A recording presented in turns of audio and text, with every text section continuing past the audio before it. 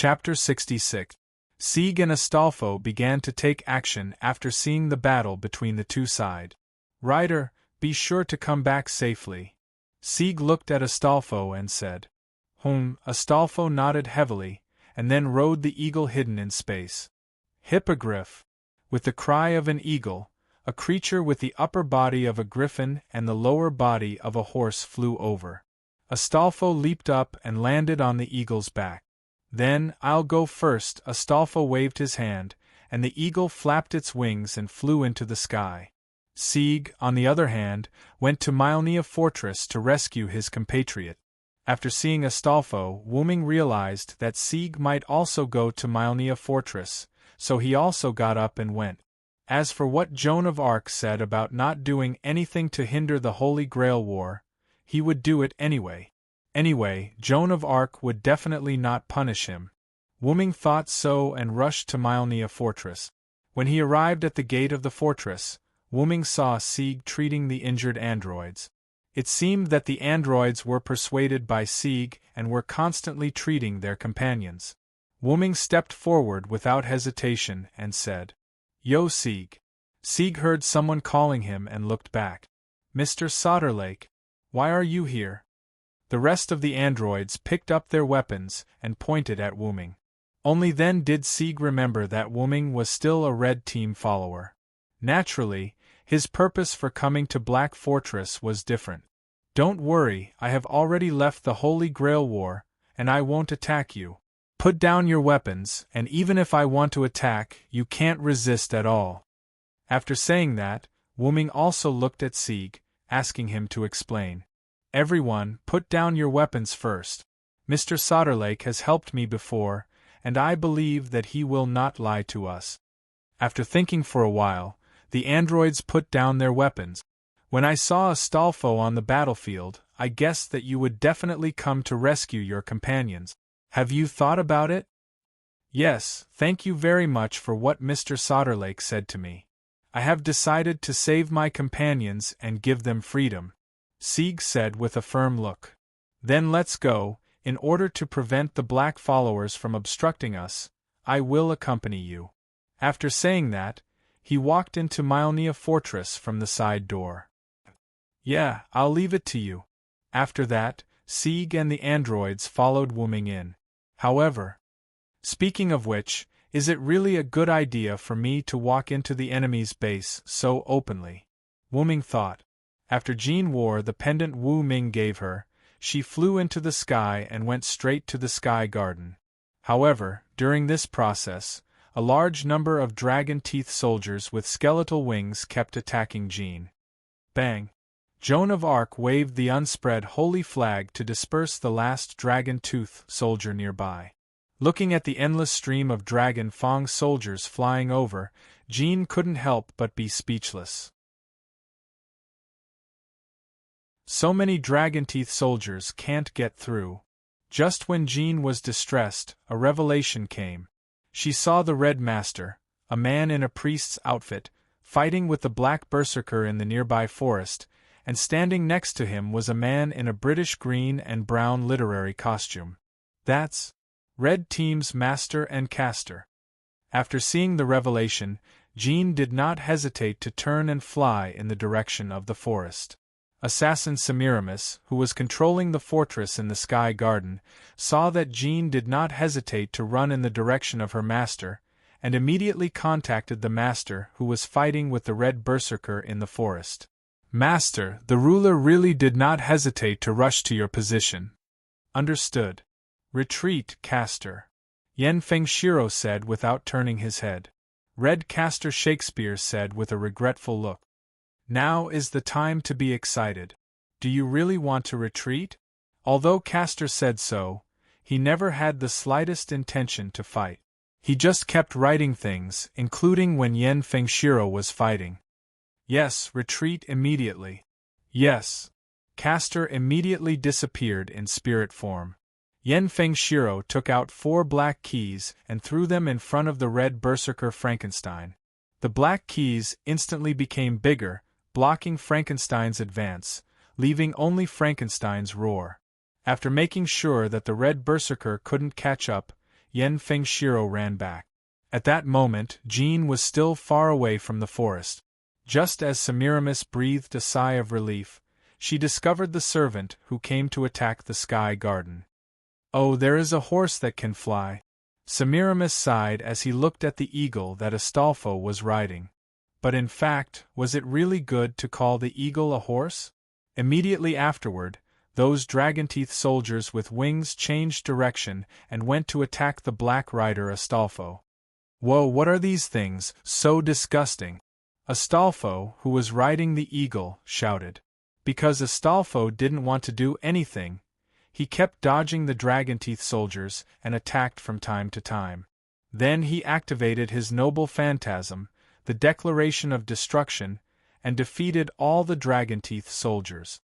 What? Semiramis was surprised. But she didn't panic, after all, her sky garden had more than one way to attack. Just when she wanted to activate her magic cannon, a meteor-like beam of light emerged from Myrenia's fortress, and the stars in the sky contributed their own light and gathered there. Then she found out that the black rider hurriedly flew there.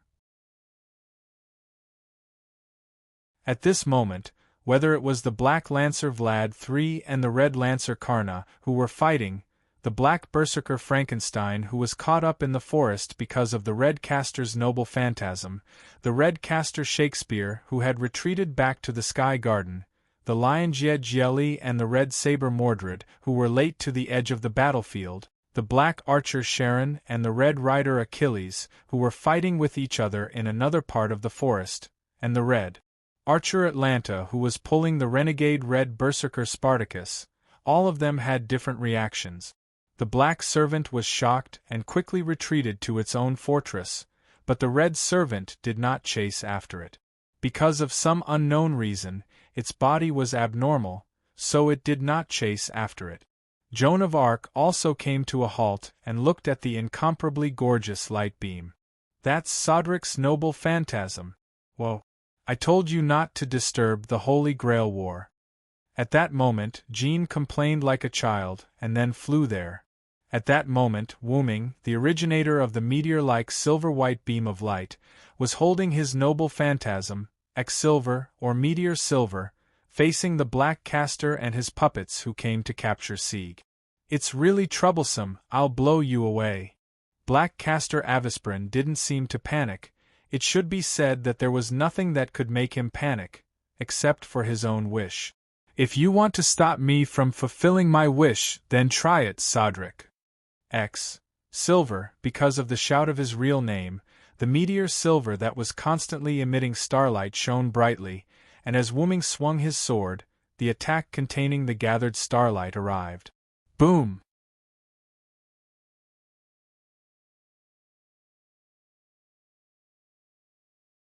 Chapter 67.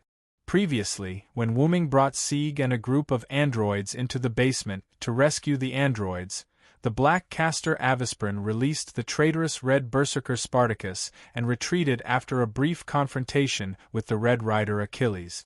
On the way back to the magic workshop, he inadvertently discovered the magic of a servant and followed the magic to find him. Then he saw Sieg.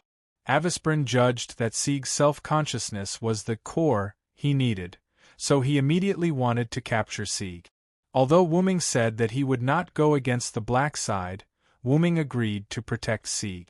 Therefore, when Avisprin summoned a large number of golems, Wuming directly released his noble artifact, which caused great chaos on the battlefield. After the Patriarch of Eugomarinia, Danica, knew that a servant had broken into his base, he quickly summoned the black side servants who were on the battlefield. It happened that for some reason, the red side servants did not chase after him, but this was a good thing for the black side, so they did not pursue it. At this moment, a large amount of starlight floated in the air. Avisprin was half kneeling on the ground in a sorry state. His clothes were tattered, and the mask he wore was also shattered, revealing his weather-beaten face as he gasped for breath. Because Wuming could suppress the power, Sieg and the androids were fine, and the basement where the androids were used as a magic battery was not affected. Only the ground in front of Avisprin was completely exposed, and the golems were all turned into ashes. He didn't die after taking one of my noble artifacts. Is it because of the command charm? I said while holding the meteor silver that still had a little bit of starlight. That's right, just when the light beam hit Avisprin's master used 3 command charms to strengthen Avisprin's magic, so that he could summon more golems and set up a large number of magic barriers. It was not until Avisprin's magic was almost completely exhausted that Avisprin survived. I'm sorry, Sieg, it seems that we can't save your compatriots now, Wuming said apologetically. No, it's okay. Sieg was still immersed in the sea of starlight at this moment and had not completely recovered.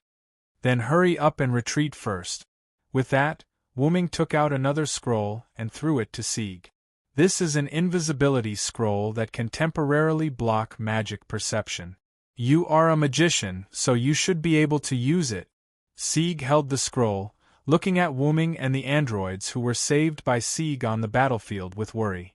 We won't save our compatriots for the time being, you should retreat first. The female android who seemed to be the leader said to Sieg expressionlessly. Alright, let's hurry up and leave.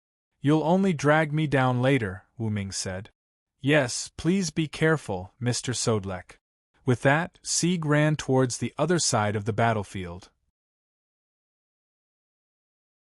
Of Avisprin of you, of Avi, of Avisprin of you of, Avispro and of you. Wuming suddenly rushed forward and swung his sword at Avisprin. Clank! 2 iron stakes blocked Wuming's sword, making a sound of steel colliding. Wuming jumped back, and a large number of iron stakes emerged from the ground where he was originally standing. You're here, Vlad III.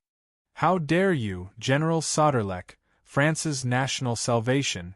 While they were talking, Black Archer Sharon, Black Rider Astolfo, who was riding an eagle, and Black Berserker Frankenstein, who was running over, had all arrived.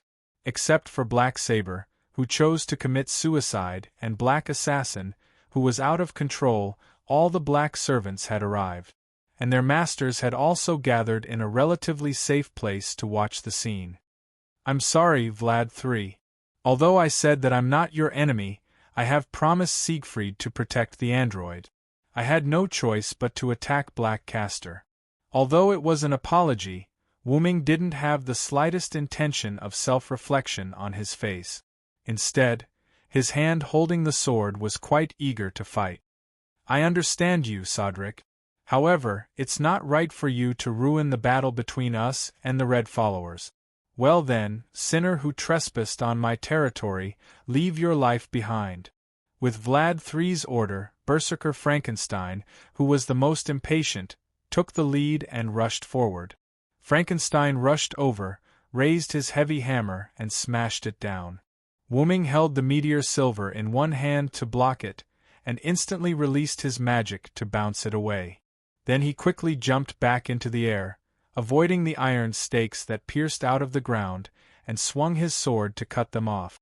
Then his body moved against gravity to the side, avoiding the arrows that were attacking him. Then he met Berserker Frankenstein, who rushed over again. Vlad III didn't have the idea of a one-on-one fight. He followed behind Frankenstein and raised his gun to stab Wuming. In this way, Wuming dealt with Black Lancer Vlad III and Black Berserker Frankenstein while avoiding or destroying the arrows from the air and the iron stakes piercing out of the ground. Because of Wuming's supreme skill, several servants couldn't defeat Wuming even if they joined forces.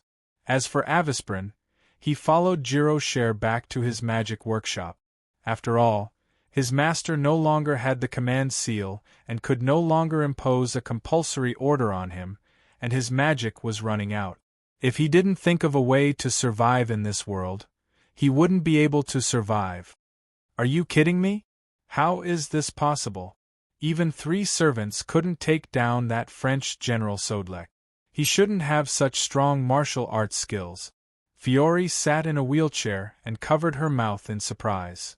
The servant named Sodric is indeed a bit abnormal, but looking at his ability value, his real name is indeed Sodric.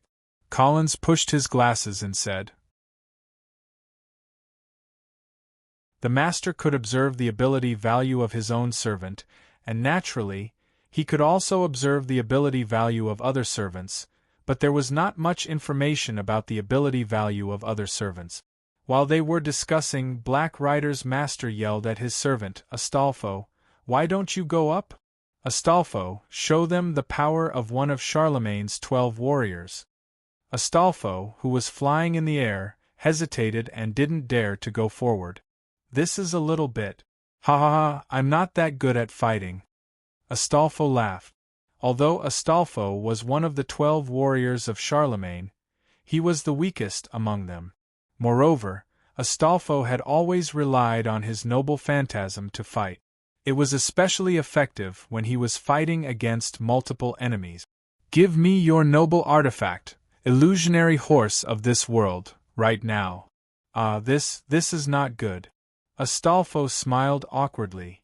"Do it, or I will use my command seal," Serenica said fiercely. "Sigh, there's no other way." Astolfo prayed that Wuming would use his noble phantasm.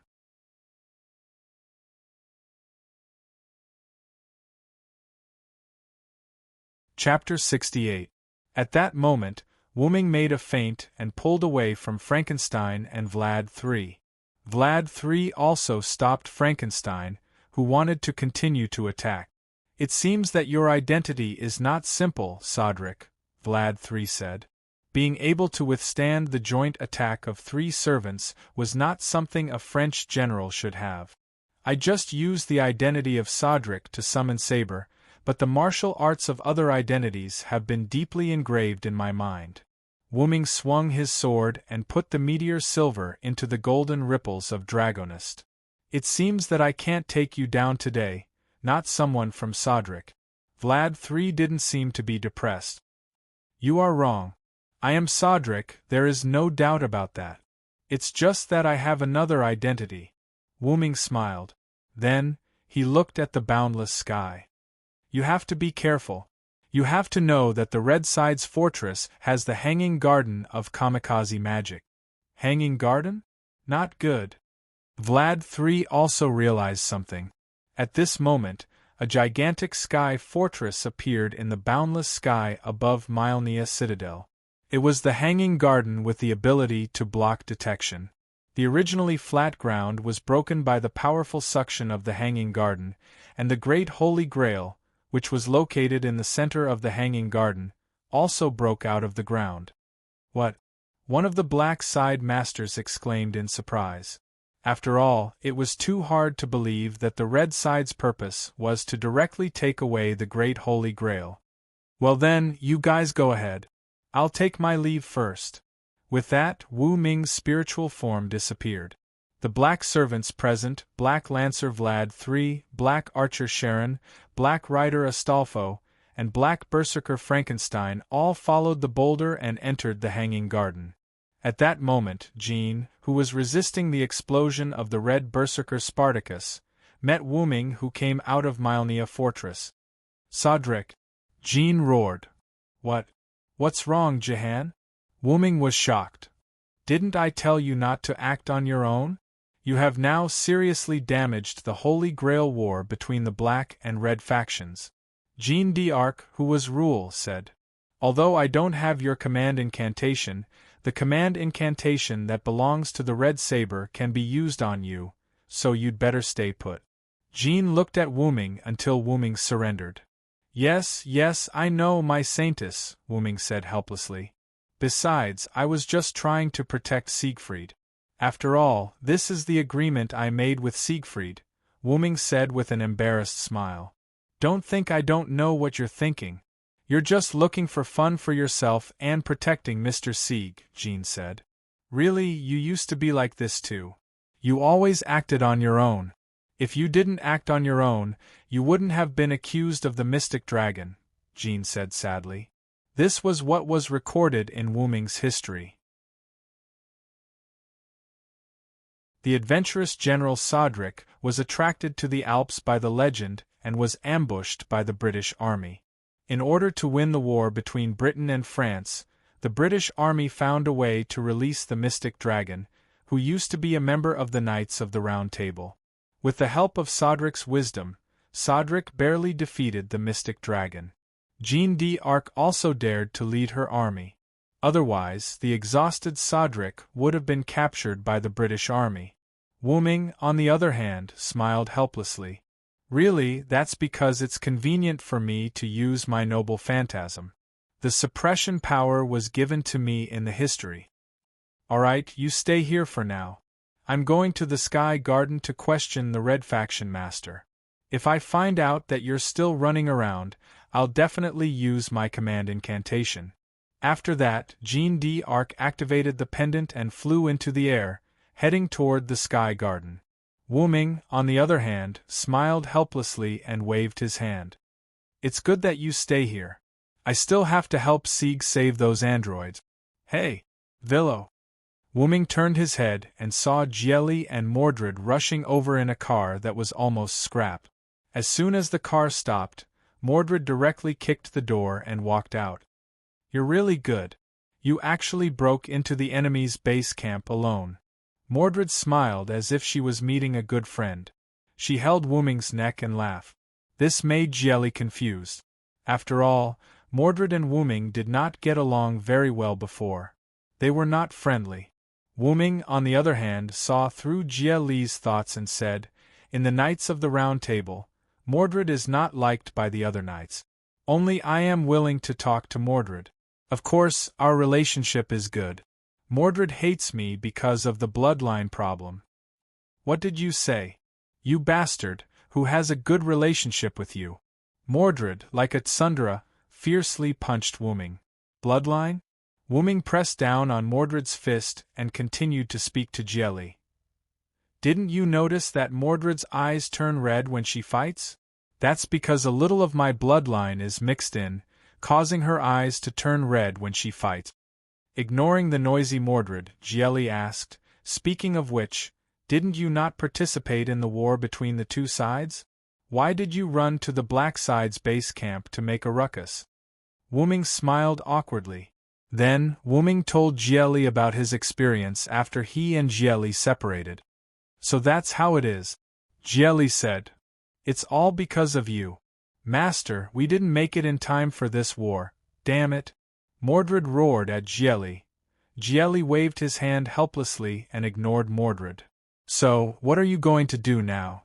The Saintess asked you not to run around anymore, otherwise she will use the command seal." Jieli asked. "Now, the Black Side should only have one servant caster. I decided to help Sieg rescue those androids first. Then, we will leave first. If the people of the Yugomyrenia family see us, there will be trouble." Jieli was about to leave. However, Mordred tugged on the lion Jieli's clothes and said, "What are you saying, master? Since the other party has entered the Sky Garden, we should also go in." Hey! You can't be serious. That is Assassin's noble phantasm. Is it really okay for us to go in directly? Isn't that good? Let's fight directly. As a king, I will be fine. Mordred laughed. Looking at Mordred, who was spouting nonsense, Wu Ming laughed. Really, Mordred, you are still so reckless. Yes, you are too reckless. At least, let's find a place to investigate first. What is there to investigate? I hate magicians the most, just like Merlin, that bastard.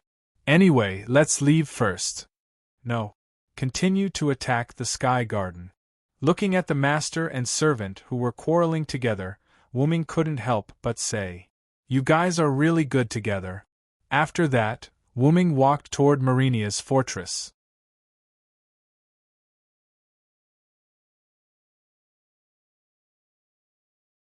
Chapter 69. In the end, it was decided that Leo and Mordred would follow the suction force and enter the Sky Garden. Wu Ming, on the other hand, came to the basement of the androids that acted as batteries. He began to open the incubators one by one to rescue the android. After a while, Wu Ming found that someone had come. When he saw the person, Wu Ming was a little surprised. "Sieg, why are you back so soon?" Sieg brought some of the androids that he had previously persuaded to the basement. "Sigh. Mr. Sodric, I saw that the black side servants had all entered the Sky Fortress, so I sneaked in with the scroll you gave me. After I found them, I came with them. Okay, I won't say anything more. Take it. After that, Wuming threw a bag to Sieg. It was full of recovery potions. Give each of the rescued androids a bottle. It can temporarily restore their physical abilities. Let them come and rescue the other android. Okay. Every time an android was rescued, it was equivalent to having more power. Soon, all the androids were liberated. Wuming said to Sieg, "So, Sieg, have you really decided to liberate the androids and let them be free? You, who originally needed orders, will no longer be ordered. What purpose do you have to live for?" Sieg replied with a firm look in his eyes. "Although what you said is indeed the truth, self-awareness should not be needed for us. I don't know if it is the right thing for us to give up our duties, but even if we can't rest in peace in the future, even if there is despair waiting in front of us, we still want to walk our own path. We don't need salvation, we need freedom of choice. So, please, Mr. Sodric." Wuming smiled and said, I will help you." Then he said to Sieg, "How about this? I will go with you to negotiate with the Black Side Master. After all, they can't leave here for the time being." "Yes, thank you very much, Mr. Sodric." Sieg and the female androids had a simple negotiation and asked her to take the basement with the androids, then followed Wuming's footsteps. With that, Wuming and Sieg walked out of the basement. "Speaking of which, you are really courageous. Why didn't Castor come to find you again? He didn't enter the Sky Garden." Sigh. Sieg panicked. "Don't worry, I've already heavily injured him. He's either recovering his mana somewhere or has already disappeared." Soon, Wuming and Sieg found the masters of the Black Side gathered together. "What? The Red Team's saber. Why are you here?" Wuming looked at the surprised expressions of the four masters in front of him and asked, "Isn't the master of Black Lancer and Black Castor here?" "Uncle entered the Sky Garden with the servants. I don't know where Rocher and Castor went." The speaker was a woman in a wheelchair. "If I remember correctly, you're the master of Black Archer." "Yes, thank you for remembering me. My name is Fiore, and I'm the next leader." "Don't call me Red Saber. I was summoned by cheating. Just call me Sodric." "All right, Mr. Sodlek. May I know what your intentions are?" Wuming looked at the masters who were ready to use the command spell to summon the servant. "You don't have to be nervous. I said earlier that I don't want to be enemies with you. If it weren't for Avisprin, I wouldn't have put a noble phantasm in your fortress. What I mean is very simple. What do you want me to do for you to let those androids go?" What do you mean?" Gordon, the master of Sieg, who created those androids, asked. "I want to save those androids, my compatriots," Sieg said. "Are you kidding me?" Astolfo's master, Serenikai, said lightly. It seemed that, when she saw Sieg, she went crazy. "Are you kidding me? Who will let those androids go? How can I let you go?" Serenikai said crazily, ignoring Wuming's presence. "He's mine. Astolfo is mine, but he was taken away by you scum. How can I let you go?" Serenikai roared at Sieg. By the command spell, Astolfo returned to my side. As Serenikai's hand moved, the command spell disappeared, and Astolfo, who was originally in the Sky Garden, appeared in the storage room by teleportation. What's going on, master?" Sigh. Sodric and Sieg. "Astolfo, I command you to kill that android with 2 command spells." "What?" Astolfo was a little stunned. He had just been summoned, and at this moment, his master ordered him to kill the androids he saved. Looking at Astolfo, who was trembling slightly, Serenikai laughed crazily. That's right. I want to watch you kill the people you saved, watch you fall. You can only be mine. Ahahaha. In addition to Wuming and Sieg, the 3 people present, Fiol, Collins, and Golder all looked at Serenikai in disbelief. "That's it. As the voice fell, the blade flashed. Serenity fell to the ground, her head separated from her body. It's really a servant's misfortune to have a master like you. This just gives me a bargaining chip to negotiate with you. Wuming looked at Astolfo, who was kneeling on the ground and was about to disappear because of the death of his master. Wuming then looked at Sieg. Sieg, you now form a servant contract with Astolfo. What?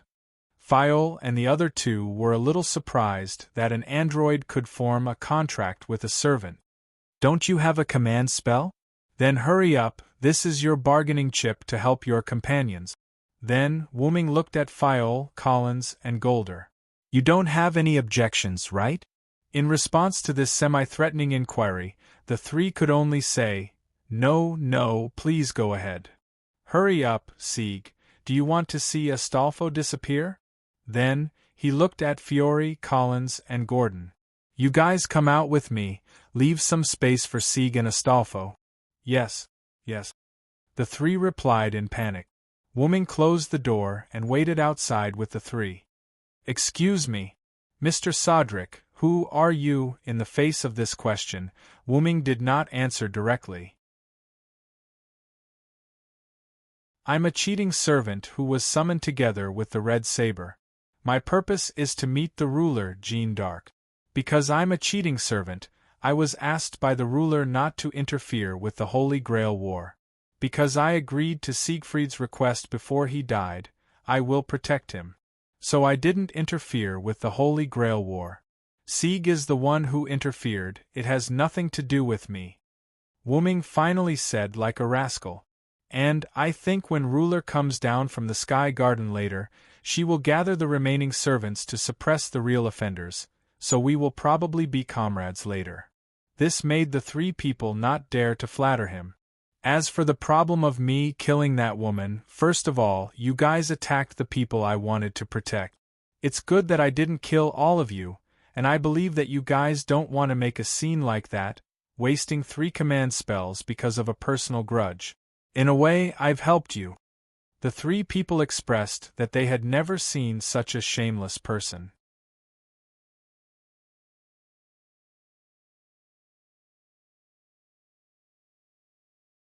Chapter 70. After a while, the contract between Sieg and Astolfo was completed. Under the push of Wuming, Sieg said that as the master of Black Rider, he was willing to be used by the Black Side, but the premise was that the androids could no longer be used as mana supply, and the androids could no longer live in the castle. However, Fiore said that she was only the next patriarch, and the current patriarch, Danik, was still in the Sky Garden, so she couldn't promise Sieg, but she could temporarily settle the androids before Danik returned.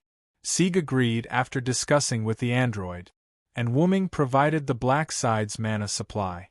Wuming took out a tool that could provide mana supply and gave it to Fiore, letting her connect the mana supply of each servant. Then, Wuming received a message from Leo. Wuming had told Leo before that if there was any change in the Sky Garden, she should immediately let Mordred pass it to Wuming through Leo. Soon, Wuming summoned the people of the Eugomarinia family, including Sieg and Astolfo. I received a message from my master.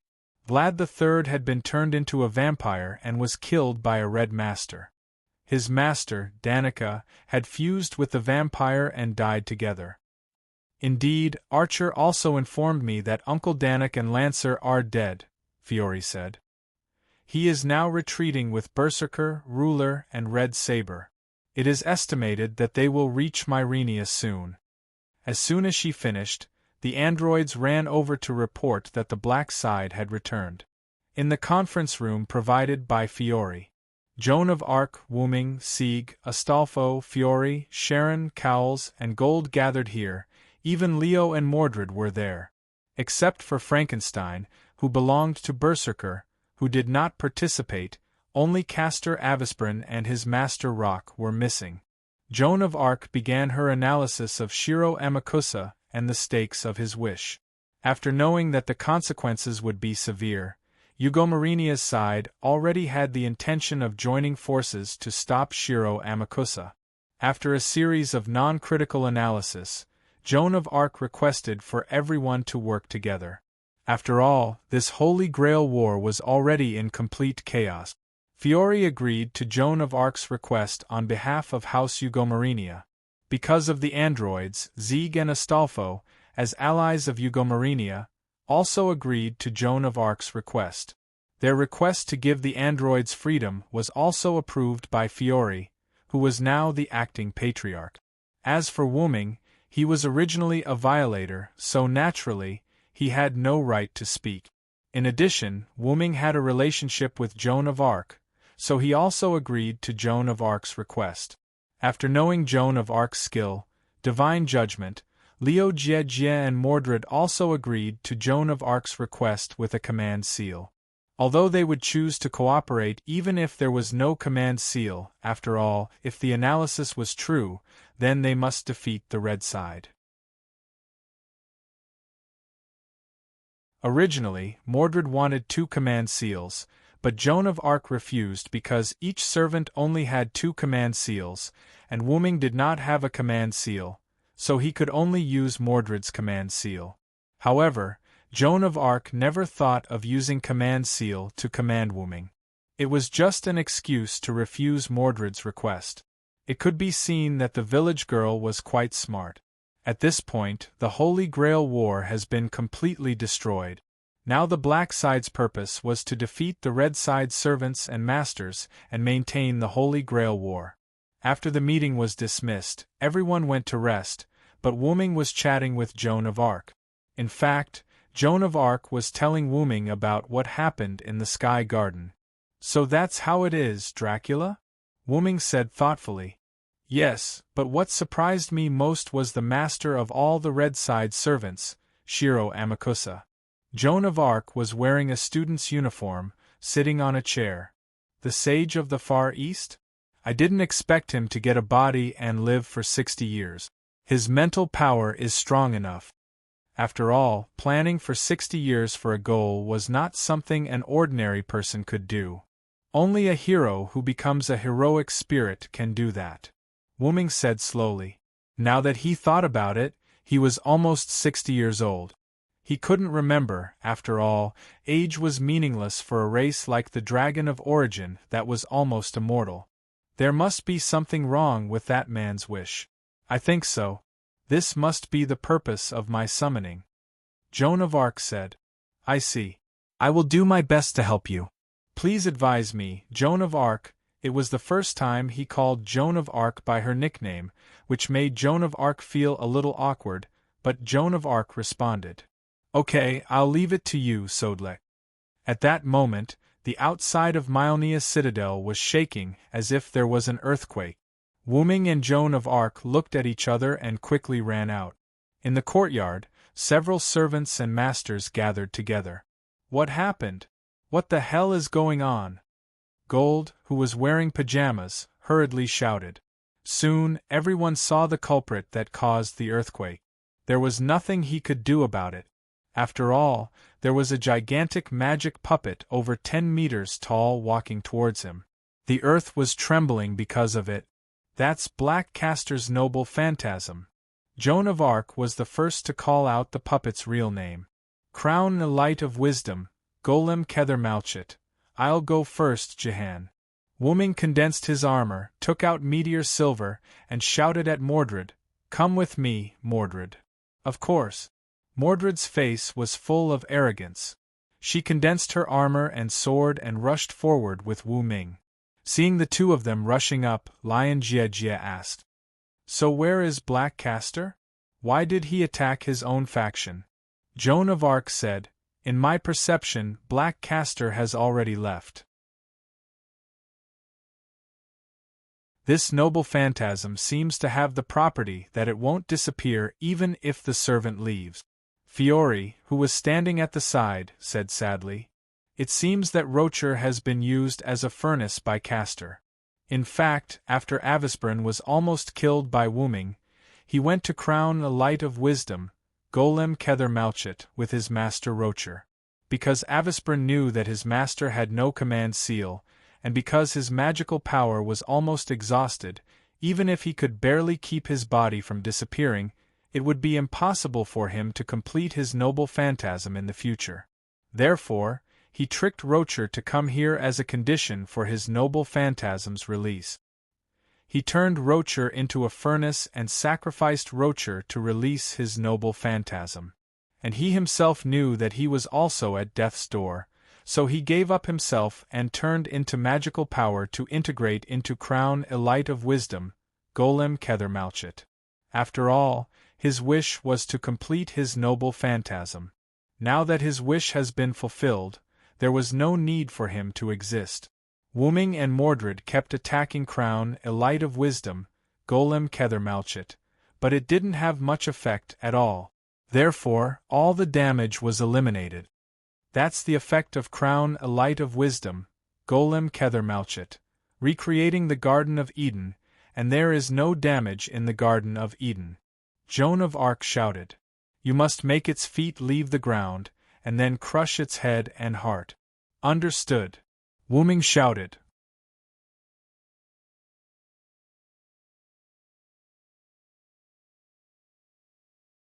Chapter 71. After knowing its weakness, Wu Ming no longer fought with the crown, Light of Wisdom, Gold Kethermalchet. Wu Ming released a large amount of magical power and accelerated, avoiding the Crown Elite of Wisdom's attack. He then slid under the Crown Elite of Wisdom and held the sword with both hands. Then he used the sword as a plank and hit the lower part of the crown, Gold Kethermalchet. That hit made the men present shudder. Don't get me wrong, Wu Ming wanted to hit it into the air. With the release of magical power, a large amount of magical power rushed out of Wu Ming's body like starlight. The Light of Wisdom, Gold Kethermalchet, was sent flying into the air by Meteor Silver, and its huge body was still struggling. Then, Wu Ming held the sword with both hands on his waist, and the starlight in the sky flowed rapidly, and the Meteor Silver began to gather a large amount of starlight. Silver. With the release of Noble Phantasm, Wu Ming swung the Meteor Silver, which gathered a large amount of starlight, upward. The starlight rushed toward the sky like a rushing river until it completely covered the Crown Elite of Wisdom. The light beam formed by the starlight continued to fly upward until it reached a place where people couldn't see it. After a while, the light beam became thinner and thinner until it disappeared. The 10-meter-tall Crown of Wisdom Golem Kethermalchet was completely turned into ashes, not even a speck was left. Only a little bit of starlight that had not completely dissipated was left. Wait for me, the Silver Knight, stood in place with his sword. Masters such as Fiore, Collins, and Gold were all dumbfounded. Sieg was fine, after all, he was just born not long ago, and he didn't know how powerful Noble Phantasm was. The heroic spirits were still fine, but they were also a little shocked. How is this possible? How could the French General Soudlec have such a powerful noble artifact? Gold said in a trembling voice. Indeed, Soudlec only fought against ordinary people, and he didn't do anything like that. He shouldn't have such a powerful relic. Collins gulped and pushed his glasses up. Hey, Ryder, are there only a few servants with such a powerful relic? This was the question Sieg asked Astolfo. Huh! Are you an idiot, master? Such a powerful relic is already considered a first-class servant, Astolfo said. Also, if I'm not mistaken, Soudlec's Noble Phantasm hasn't been fully unleashed. In other words, it hasn't been fully unleashed yet, said Sharon, the black archer who was assisting on the roof earlier. On the other hand, Mordred directly rushed over to Wu Ming's neck and laughed loudly. As expected of a Villo, what a beautiful attack. Wu Ming touched the armor, took back the Meteor Silver, and looked at Mordred helplessly. I told you to train with me, but you didn't listen. You even started a rebellion when I wasn't around. I really don't know what you were thinking. You bastard, shut up. What's there to show off? Even so, didn't I still end King Arthur? Mordred looked at Wu Ming with a fierce expression. Even if the two of them fought on the spot, no one would doubt it. I've been curious since the beginning. Red Saber has always called Mr. Sodlek a Villo. Could it be that Mr. Sodlek isn't actually Sodlek, but a Knight of the Round Table Villo? Fiol, who was sitting in a wheelchair, asked. As soon as she asked, the scene became silent. There was no doubt that this was a secret for the heroic spirit. In fact, there's nothing to hide. If you still don't want to sleep, then I'll tell you my story. Because of the attack of the crown, Light of Wisdom, Gold Kether Malchet, Myrenia's fortress was also damaged, so everyone didn't plan to sleep, they had to clean up the damage first. Under the command of Cowls, the androids began to move the stones and clean up the damaged places. The servants also came to help, and Cowls, Gold, and others also joined in. Only Fiol, who had difficulty moving, sat in a wheelchair and listened to Wooming's story. First of all, I'm Sodlek, but I'm Villo, a Knight of the Round Table. Wooming raised a larger stone, and the servants were responsible for cleaning up the stones that the androids couldn't clean up. Several people were surprised when they heard that. Is the story of Sodlek fighting the mystic dragon in the Alps true? Fiol asked. What she meant was the rumor that Sodlek let Villo, a Knight of the Round Table's incarnation, take over his body was true. No, it's half true. I did fight the mystic dragon, but that was when I was Sodlek. Wooming crushed the boulder. Then he asked, Do you know the legend of Villo, a Knight of the Round Table? Yes, Villo was cursed by the Black Magician in order to save King Arthur's sister, Morgan Le Fay. His body turned into a dragon, and his mind was devoured. He was sealed by King Arthur, Merlin, and others. Some people also commented that Villo's incarnation was the beginning of the end of Arthur's dynasty. Cowles said, Save that B***tch? She was the one who forced Varen to reveal his true form, the mystic dragon, and then sealed Varen in the scroll. That despicable B***tch, Mordred said as she punched out with all her might, shattering a boulder. The boulder splashed and hit Leo Gielli, causing Leo Gielli to complain, Hey, be careful. Then, what does it mean to turn into a dragon? Is Villo a dragon? Leo Gielli asked. That's right. I'm a dragon, a purebred dragon, Wooming said calmly, as if he was talking about what he had eaten yesterday. Sigh. A few different voices cried out. Is this possible? That's a dragon that will never be seen again in the Kannagi era. Wooming ignored their ruckus and continued to speak. Ah, that's right. Dragons didn't appear in King Arthur's era. Dragons weren't suitable for that era, so I turned into a human. After that, Morgan Le Fay used an unknown poison to devour my mind, and I turned back into my original form. That era couldn't bear my existence, so I was forced out of that era. This is too shocking, Gold said blankly. He didn't know that the boulder in his hand had left his palm and was smashing toward his feet. My feet. It hurts. Gould rolled on the ground with his arms around his legs in a sorry state. Everyone laughed and continued to listen to Wooming tell his story.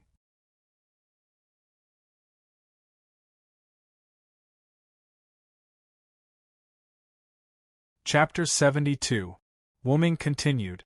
After I was expelled from that era, I experienced a lot of things that this world doesn't know and doesn't record. Finally, I came to the origin. At this point, everyone stopped what they were doing.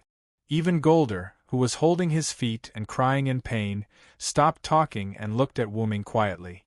To be honest, what's so good about the origin? It's all chaos. For humans, there's no benefit in it other than being assimilated by the origin, Wooming said contemptuously. The magicians present all knew that Wooming was mocking those magicians whose ultimate goal in life was to trace the origin. However, Patriarch Darnik of the Eugomarinia family also seemed to want to trace the origin, so they, who carried the name of the Eugomarinia family, belonged to this kind of people. Fiol, Collins, and Golder were all silent. Were they disappointed because the origin, that the magicians had been searching for was easily found by the other party, or were they sad because they were mocked by the other party? Wu-Ming didn't know the reason for their silence, but Wu-Ming knew that the 3 Eugomarinia magicians present were not evil people. From Wu-Ming's point of view, the 3 Eugomarinia magicians present were not evil people. From Wu-Ming's point of view, Fiole and Collins were not suitable to be magicians. This was not referring to their aptitude, but their personality, especially Fiole, who was like a little sister next door. Collins was fine. He could make up his mind to kill people, but he would not violate the morals in his heart. There was also Golder, the middle-aged fatty. He was proud, arrogant, and narrow-minded. Moreover, Golder had always disliked the androids, but Wu-Ming could see that he had a deep impact on the androids that Ziegfeld had saved. Now, although he still spoke ill of the androids, he was much better than before in terms of details and attitude. In short, he treated the androids as humans. Then, I lived in the origin. What? I know this may be unbelievable to you, but I really lived in the origin. My body is somewhat special. It can absorb the power of the origin to accelerate its growth. Then, Wu-Ming looked at Jean. Then, with the help of the suppression, I subconsciously reincarnated into a village in France. My physical body was still sleeping in my root. After that, it's the story of Sodric.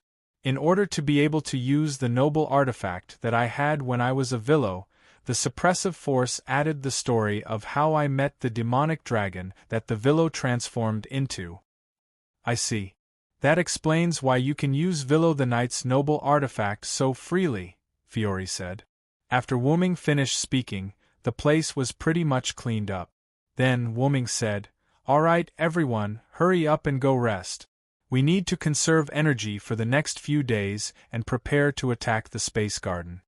Just like that, everyone spent an incredible night.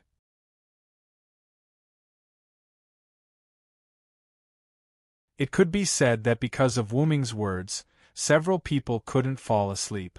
The next day, in the conference room. "So, what happened again? Why did you call me up so early in the morning?" Wu-Ming said as he sat in his seat. Looking at a few yawning people who hadn't fallen asleep, Wu-Ming looked at Jean again. He noticed that Jean had dark circles under her eyes. Was the impact of those words on Jean too much? Wu-Ming thought. It's like this. Fiore sat at the head of the table and said, "Now, there is a very urgent matter." After that, she took out a newspaper and placed it in front of everyone. "Jack the Ripper?" Jean said. "Is it Black Assassin?" Wu-Ming asked. "Yes. Recently, more and more people have been sacrificed in the serial murder cases. Just last night, 8 people were killed. Now, dozens of people have been killed, including magician," Collins said with a serious face. "We can't get in touch with our blood relatives in Tulifas, and they're probably already, needless to say, they must have also been killed by Black Assassin Jack the Ripper. Although this is our Eugitomirenia's matter, now we are unable to solve this matter, so we want to entrust the ruler to help us solve this matter. Black Assassin's practice has exceeded the rules of the Holy Grail War. As the ruler of this Holy Grail War, I have the obligation to stop Black Assassin. Please rest assured that I will help you." Jean looked at Fiore seriously. Fiore couldn't help but breathe a sigh of relief and said, "Great, I thought this would conflict with your identity as the ruler." "How can that be? Even if I'm not the ruler, I will still help you. After all, Black Assassin's practice is unacceptable to me. As a heroic spirit, he wantonly attacked ordinary humans and magicians. There is no doubt that Black Assassin has fallen into evil." Then Jean looked at Wu-Ming and said with a smile, "And even without me, Sodric will definitely not allow Black Assassin to exist." Wu-Ming, who was resting with his eyes closed, opened his eyes and looked at Jean. "Of course, now I'm not only the French General Sodric, but also a Knight of the Round Table Villo. Such evil people must be punished. Really, I didn't want to care. After all, Sodric was the one who was righteous, not Wu-Ming. The suppressive force created a fake history, and arranged Wu Ming's identity as a young man with a sense of justice. Sodric sacrificed himself for his country. Although Wu Ming's sense of justice wasn't low either, he wasn't as righteous as Joan of Arc. However, Black Assassin Jack the Ripper is currently in Tulifas. Who knows, he might have infiltrated the castle, which would undoubtedly interfere with our plans. Yep, let's deal with Black Assassin Jack the Ripper first. That was why Wu Ming was said to be at Sundara. Then, do we have any information about Black Assassin now? Astolfo asked. Yes, Master and I have fought with Black Assassin before. Just as Sharon was about to tell them about Black Assassin Jack the Ripper, he was suddenly shocked. What's wrong, Archer? Fiore asked. Master, do you still remember the information about Black Assassin? Sharon asked. Sigh. How is that possible? I clearly remember. Fiore was also shocked. It seems that Black Assassin has a special ability to make people forget about him. As expected of the Jack the Ripper who fooled Scotland Yard, Wu Ming said. Wu Ming guessed that Black Assassin might have evolved into a noble phantasm because his true identity had not been discovered. Between August 7th and November 9th, 1888, Jack the Ripper killed 5 prostitutes in an extremely cruel way near Whitechapel in the East End of London. Jack the Ripper wrote many letters to Scotland Yard, the local police station, to provoke them, but he was never caught. It was not even clear whether Jack the Ripper was a man or a woman. Until now, no one had figured out who Jack the Ripper was. Wait, so we only know that Black Assassin's real name is Jack the Ripper, and we don't know anything else? Although I don't want to admit it, it is the truth. Hey.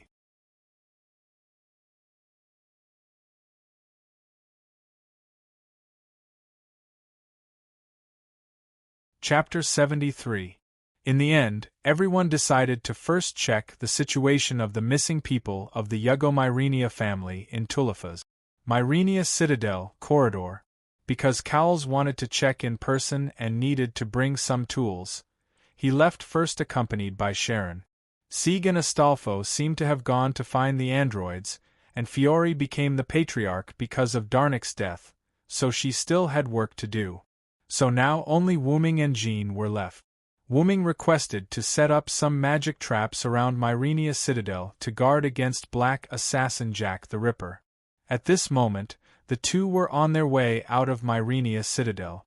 I really miss those relaxed days, Wu Ming said slowly with a nostalgic expression on his face. Joan of Arc was also deeply moved. To be honest, you've never been like a child since you were young. No matter what you do it well. You're calm and strict. Back then, there were many girls who fancied you. Jean covered her mouth and giggled. Wu Ming looked at Jean with a relaxed expression. I'm sorry, Jean, I didn't tell you about my past. How could that be? Jean shook her head. Because I know, whether it is Villo or Sodlek, they are all you, aren't they? So I will accept them all. Then, Jean showed a big smile to Wu Ming. After seeing this smile, Wu Ming also relaxed. Really, and you still say you are not a saintess. Your ability to heal people's hearts is really strong. But Jean was unhappy when she heard this and began to preach to Wu Ming with a straight face. Really, Sodlek, I always said that I am not a saintess, and you still dare to tease me. Wu Ming quickly waved his hand and said, Sorry. Then Wu Ming looked at Jean seriously. But for you to say such things, maybe you really are a saintess sent to the human world. Jean had a helpless look on her face. Hey Jean, do you remember our companion? Wu Ming's question silenced Jean. Then, she slowly said, how could I forget? They are our companions who fought off the invaders with us. Ah, that's right. This is a memory that can never be forgotten. Especially after you were captured, Gil and the others asked Charles VII, who had ascended the throne with your help, to send troops to arrest you. They knelt for 3 days and 3 nights. Is that so? I'm really sinful. Jean's face was slightly sad. Clearly, this holy maiden was unwilling to see her companions treat her in such a manner. Charles VII also wanted to save you back then, but he couldn't do it in the current situation. Gil and the others couldn't do anything either. Wu Ming looked at Jean. So, I'm here. The atmosphere gradually became sorrowful. We were born together in a village called Domremy. We left the village together and fought together for 2 years. In the end, we were burned to death together. If there's anything I regret, it's that I didn't get to see the smiles of the French people defeating the invaders. But I don't regret it, Cedric. Jean looked at Wu Ming. I have sinned deeply, and I have always felt lucky to be able to return to the arms of the Lord in the end. Then Jean looked ahead and continued to speak. But I think it is a happy thing to die with you, although I don't want you to be burned to death. Then, after seeing the gate of Myrenia, Jean quickened her pace and walked out of the castle. Wu Ming gradually stopped and looked at the back of the holy maiden. As expected of someone who looks just like Leah. With that, he strode forward again. Well, I'm just not satisfied with the lack of a hobe. If Jean heard this, she would probably roll her eyes again. She might also ask who Leah was. Outside Myrenia City, Wu Ming took out a large number of scrolls from the golden ripple, and they piled up in front of Wu Ming's chest. Then Wu Ming said to Jean, "These are the magic scrolls I accidentally obtained when I left Britain to travel. Jean, you and I will take half of these scrolls and insert them around Myrenia City in a circle." Well, but it's surprising that my true name decipher didn't activate. I think these scrolls have a Nordic style, but they don't look like it, Jean said while holding a long roll of scrolls. Well, maybe it's because this is not the magic of this world. After all, this is what I got in another world. Wu Ming said. Hey, another world? Then you have to deal with these magic of another world properly. If you are accidentally discovered by the people of this world, those magicians will definitely go crazy again, Jean said with a smile. Yes, these scrolls will disappear after they are activated, and the magic will automatically dissipate when the time limit is reached. Don't worry, Wu Ming explained. Then let's get started. After that, Wu Ming and Jean began to arrange the scrolls. To ensure the powerful effect of the magic, Wu Ming told Jean to arrange the scrolls in a certain pattern with a specific technique. Although Jean was a ruler, she was still a village girl, so it was a bit difficult for her to solve some profound problems. Wu Ming could only smile helplessly and let Jean help him arrange the scrolls. Soon, the two completed the arrangement of the scrolls. Wu Ming smiled and said to Jean, "Jean, I remember you relied on a high school student, so do you know how to do math questions?" "I don't understand." "Ha ha ha." Jean laughed, but the laughter was weak and awkward. Wu Ming shook his head. "It's better for you to be a village girl. Leave the saintess to others." Wu Ming knocked Jean's head. Then, Wu Ming didn't care about Jean, who was holding her head and acting cute, but began to activate the scrolls. It is said that the magic spells in Yggdrasil are some similar to English words. As long as you reply in English, you can basically recite the spell. As a spell similar to English words blurted out from Wu Ming's mouth, the scrolls inserted into the ground began to be burned by blue flames and instantly turned to ashes. Jean couldn't help but look around. As the scrolls disappeared one by one, the surrounding atmosphere and air seemed to be buried by something and became extremely sticky. The amount of magic in the atmosphere gradually increased, and when it reached the density of the atmosphere that modern people couldn't stand, Wu Ming stopped. Then Wu Ming opened another golden scroll and dripped a drop of his blood on it. The scroll seemed to be activated, and it was instantly burned to ashes by blue flames. At this time, the amount of magic in the air returned to normal. Really, because of the influence of my class, I can't use high-level magic at all. The scroll just now was forcibly released with my own blood, Wu Ming said somewhat unhappily. Those scrolls were some magic scrolls between level 40 and 60, which dealt with Wu Ming's skills. Magic C. Studied magic a little, but didn't pay much attention to magic. Because of Magic Dragon, the level was slightly increased. If it weren't for Magic Dragon, Wuming could only use level 20 to 40 magic. According to Wuming's inference, Yggdrasil's magic and the corresponding level of the moon world corresponded like this. Level 0 to 20 was E, level 20 to 40 was D, level 40 to 60 was C, level 60 to 80 was B, level 80 to 100 was A, and super magic was YEK. The golden scroll just now was a level 80 item. Okay, now it's almost done. At this time, the rest of the people were almost ready.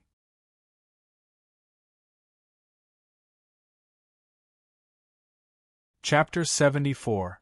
After everyone was ready, Wuming, Joan of Arc, Sharon, and Collins went to Tuliphas's missing relatives to investigate. Fiore, Sieg, and Astolfo stayed in Myrenia Citadel.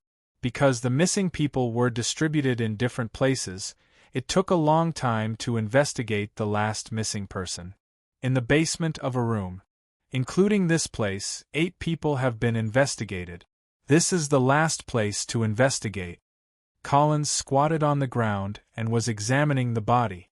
Looking at the corpse tied to the chair with its eyes rolled back and several scalpels stabbed into its body, everyone fell silent. Collins pulled out the scalpels one by one, and there was no more blood to flow from the wound. The results of the investigation in 8 places have a commonality. Everyone's heart was dug out. Speaking of this, everyone present frowned. The heart is the essence of magic power. It's not surprising for Black Assassin to have it dug out. Wuming stood aside with his hands on his chest, and then said, "Maybe Black Assassin's master is an ordinary person, not a magician." This reminded everyone. Then, digging out a magician's heart to replenish magic power makes sense, Sharon said.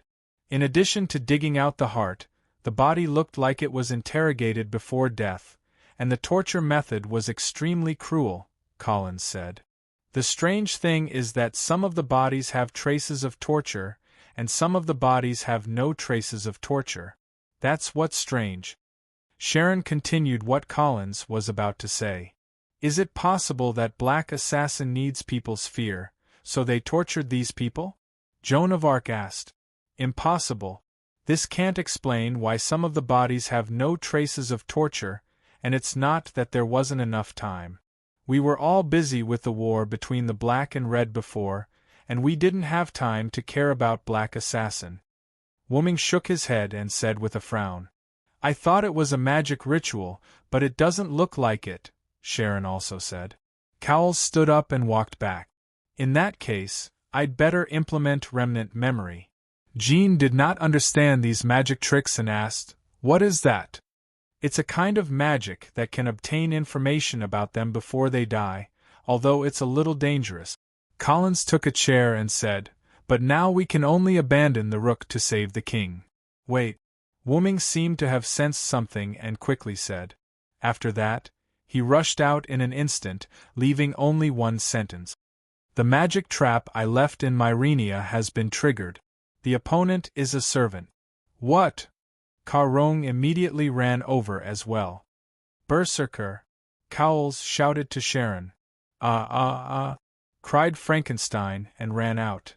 The people being interrogated are all people who have the password to open the mechanism in Myrenia Citadel.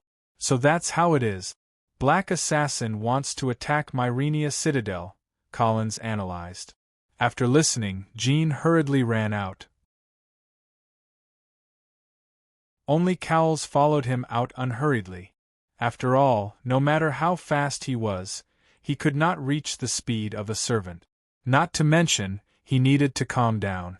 Cowles picked up his phone at this time and wanted to call his sister, but at this time, the phone showed that there was no signal. Sister, please don't let anything happen to you. Cowles could only pray like this. At this moment, Hugo Myrenia family, Myrenia Citadel. Around the edge of the citadel, magic formed a protective barrier, protecting the entire citadel in a hemispherical shape. The outside of the protective barrier was filled with thick fog, including the roof. The cyborgs who were originally left outside Myrenia Citadel also withdrew. In the hall at the entrance, Gold, Sieg, and Astolfo were checking these cyborgs. Some of the cyborgs were outside the protective barrier and inhaled slight fog acid. Fortunately, they were treated in time, and there were no casualties for the time being. Gold asked at this time, "Where is Fiore now? Is there a guard around her?" A cyborgs on the side replied, "The Patriarch is now in the former Patriarch's study. There is no guard around her at the moment." As soon as he heard that, Sieg immediately turned around. "Hurry, Rider, the enemy may be a servant." Understood. After saying that, the two quickly ran toward the study. Gold was left behind with a confused look. At this moment, the protective barrier outside seemed to have reached its limit and broke with a bang. The thick fog spread to Myrenia Citadel at a speed visible to the naked eye. Damn it! Gold quickly took out a golden sandalwood-like box, put it at the door, opened the lid, and a purple smoke came out. This purple smoke seemed to have the effect of blocking the thick fog, and the thick fog did not come in through the gap of the main door. However, other places in Myrenia Citadel were invaded by the thick fog. Slowly, the entire corridor where Fiore was located was filled with thick fog. Fiore, who was still busy working in the study, also found something wrong at this moment. She quickly opened the door and looked at the corridor. Looking at the corridor covered with thick fog, Fiore took out a magic handkerchief, covered her nose and mouth with one hand, and pushed the wheelchair with the other hand, walking toward the room where her magic dress was stored.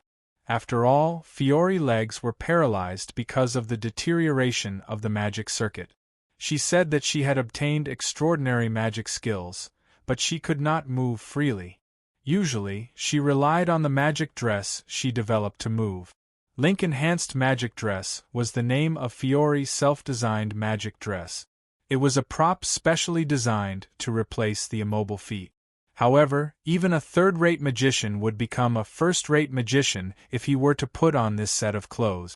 The shape was similar to a backpack, and there were 4 artificial hands on the back.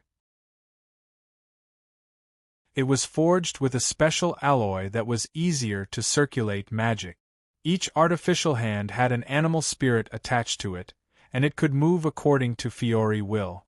It could also move automatically according to the situation to protect Fiore as the owner. When Fiore finally walked to the door of the room where the magic dress was stored, Fiore caught a glimpse of a strange little girl standing behind her with a knife. But there was no doubt that this cute little girl with white hair was the serial killer, Black Assassin Jack the Ripper. Maybe Fiore was a little panicked. After opening the door, her body tilted and the wheelchair fell to the ground. Fiore hurriedly climbed in and then closed the door with a spell. Just as Fiore heaved a sigh of relief, the door was opened again. "I'm so sorry, sister. I know the spell of this door." The innocent child's gentle words made Fiore's whole body cold, and her pupils shrank. There was no doubt that this was the voice of hell.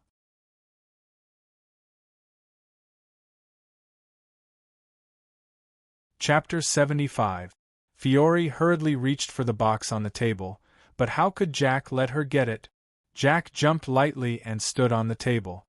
He stepped on the box and picked it up. This must be something very important to Big Sister. "I can't let you get it."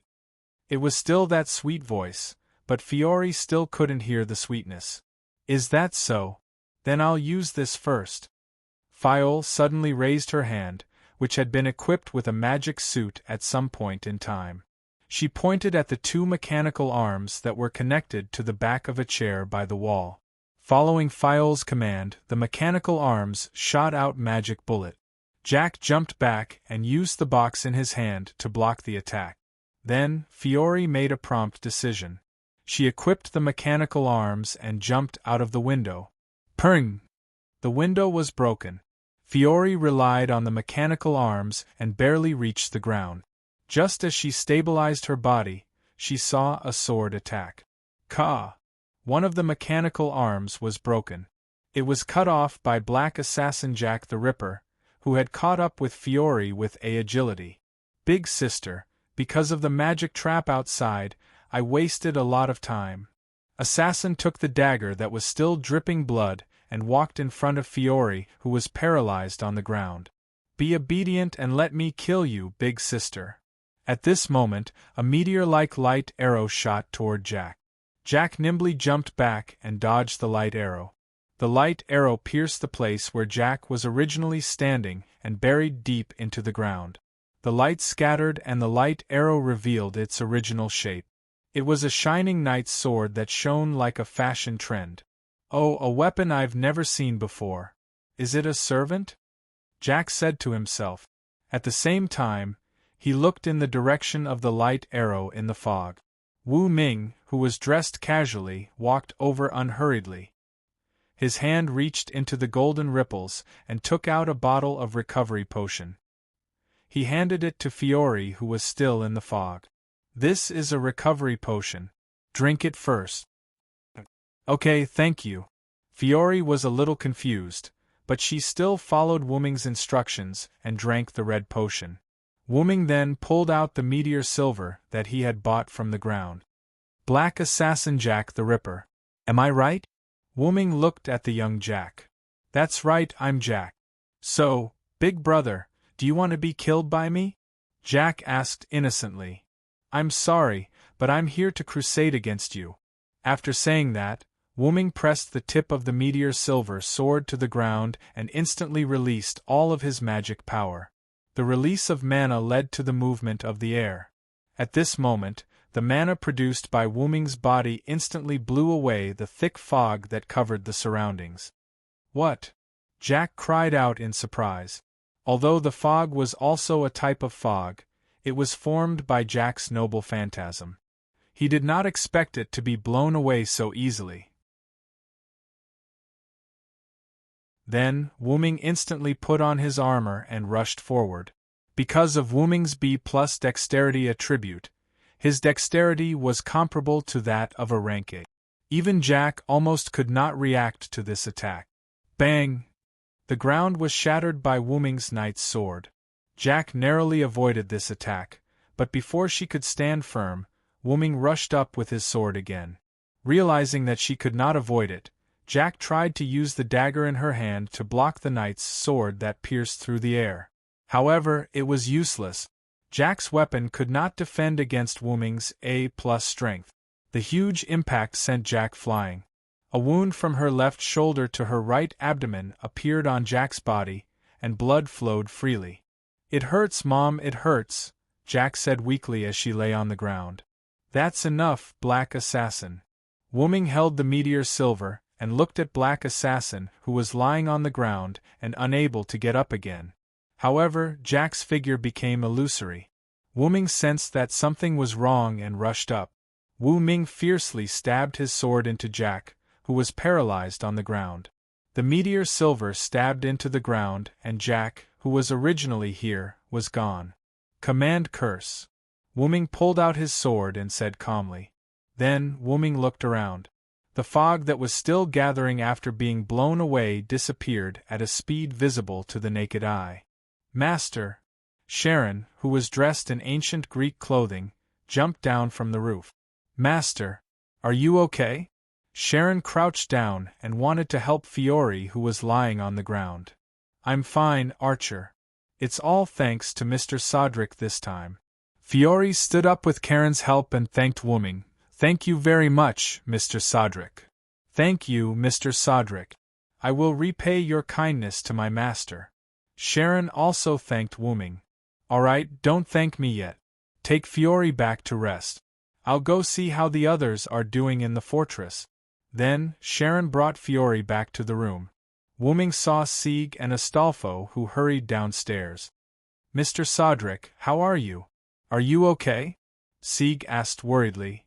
The fog has dissipated. Did Assassin retreat? Astolfo asked. Wu Ming put the meteor silver into golden ripple and said to the two, Black Assassin Jack the Ripper has been injured by me. When I dealt the fatal blow, his master used a command curse to summon him back. After saying that, Sieg and Astolfo let out a sigh of relief. After all, they knew that the other party was not a powerful servant. By the way, are some of the androids poisoned? Wu Ming asked. Yes, because some of them accidentally inhaled some of the fog outside the protective shield you set up. But there are no deaths for now. Astolfo said. Then I'll give you these. After saying that, Wu Ming opened the golden ripple again and took out a large amount of red potions from it. I've given it to you before and you've used it before. You should know how to use it. Give it to the androids. Sieg and Astolfo held more than 10 bottles of red potions and looked at Wu Ming, not knowing what to do. That, Mr. Sodric, you haven't used all the potions you gave us before. You don't have to give them to us anymore. Sieg asked carefully. Yeah, I would have forgotten if you didn't mention it. Astolfo agreed. Wu Ming just smiled faintly. Save the extra for later. If one day I'm not here, you won't be able to find me even if you want to. With that, he strode towards Jean, who had just rushed over. Looking at Wu Ming and Jean talking about the attack, Sieg was a little stunned. Astolfo noticed it and asked, "What's wrong? You look very confused." Mr. Sodric, I miss the humans of this era. I almost forgot the fact that he is a heroic spirit. Astolfo thought for a while and said, maybe Sodric has experienced a lot, so it's easy for him to go deep into various eras. After all, didn't he say that he traveled through the world as a dragon? He must have experienced several different eras. Is that so? Sieg said faintly. Okay, let's go and give these potions to the androids first. Let's go. Wait for me, Ryder.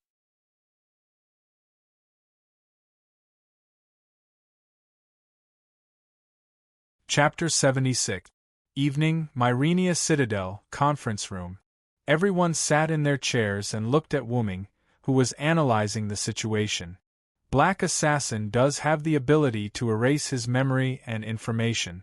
This has been confirmed. Wu Ming crossed his arms and looked at everyone. But I can feel that Black Assassin has been injured by me. That's what my sword said. And if the other master is an ordinary person, then Black Assassin will definitely attack again because he needs to replenish his magic and recover his body. Collins put the organized files on the table and said, according to our investigation in Japan, at the place where our original master of Black Assassin, Xiangliang Leopard Horse, was killed, there were no traces of the death of the sacrifice used, the 6 guides Lingxia. Furthermore, there were no signs of a transfer charm in Xiangliang Leopard Horse's hands. It can be inferred that during the summoning process, the 6 guides Lingxia was automatically selected as its master by Black Assassin, and after the original master Xiangliang Leopard Horse summoned Black Assassin, it killed Xiangliang Leopard Horse. This is the information of 6 guides Lingxia. In other words, the other party will definitely attack again, right? Astolfo said. Yes, what we need to do now is to wait for Black Assassin to come, Wu Ming said. And Black Assassin triggered my magic trap, leaving a mark on his body. As long as he comes within a certain range of me, I can detect him. But how do we lure Black Assassin out? Fiore asked. After a short rest, because Fiore was not injured, and because she was the current leader of Egido Myrenia, she came to participate in this meeting. I can be the bait, Sieg stood up and said. No way. It's too dangerous, Master. You are not a servant at all. You can't defend against an unexpected attack. As Sieg's servant, Astolfo immediately retorted. That's right, Sieg. Although you want to help everyone, you are too weak as a human. Because of Zijafai's heart, Sieg's body was no different from an ordinary person. His magic circuit was also of high quality. His physical fitness was even better than ordinary people. However, Sieg was still a human being. He couldn't defend himself from the attacks of the servants in the dark. Even the weakest assassin couldn't do that. It wasn't that Sieg was weak, nor was it discriminating against servants, but Sieg's servant was too powerful. Don't worry, Siegel-kun. Because I'm a servant, I can suppress the presence of a servant. Jean said. And I will be by Jean's side. I have this item that can shield my aura. Nothing will happen. Please rest assured. Wu Ming echoed. Yes, I understand, Sieg said with disappointment. Wu Ming took a deep look at Sieg and then ignored him. Astolfo is responsible for observing from the sky, Sharon is responsible for sniping from Mylenia's fortress, and Sodlek and Jean will be the bait. Collins said. So, it's decided. In order to prevent Black Assassin from attacking ordinary people at night, let's act tonight. Wu Ming stood up and said. Yes. Everyone replied. After the meeting, Wu Ming did not choose to have dinner with Jean. Instead, he went to Sieg and said, Let's talk, Sieg. Sigh. Sieg and Astolfo said. After a while, Jean took Astolfo to the restaurant. Wu Ming and Sieg walked on the wall of Mylenia's fortress. Sieg, do you think you are useless? Wu Ming took the lead to speak. Sigh. Mr. Sodlek, I really want to repay you for helping me, but... Sieg said softly. Sieg is willing to give you the heart, not only because he wants to help the people in need, but also because he wants to help the people who ask for help and the people who don't give up. Wu Ming stood on the edge of the wall and looked at the endless grassland in the distance. The grassland, which was originally the battlefield of the Black and Red Army, had been repaired by magic, and there was no trace of damage. Even so, I haven't been of much help to everyone. I've always been asking for help. Everything depends on you, whether it's saving my fellow countrymen, Miss Fiore being attacked by Black Assassin, or acting as bait. If it weren't for you, I would have been in a worse situation. Sieg lowered his head in disappointment. You underestimate yourself, Sieg. Sieg did not speak, but looked at Wu Ming with some doubts. Let's not talk about the fact that you have the best magic circuit as an android. You are now the master of a servant. Wu Ming turned around, looked at Sieg, and continued. The master of a servant is not something that any magician can be, not to mention that you became a master by virtue of your bond with a servant. Although he saved you out of a sense of heroism, he was willing to conclude a contract with you because he remembered your character, and Astolfo saw it in his eyes, and he recognized you as a human. You conveyed your will to me, to the people of Eugomarinia, otherwise, even I alone can't change their view of you. What Wu Ming said was true. Afterward, Wu Ming told Eugomarinia and the others about Sieg's thoughts.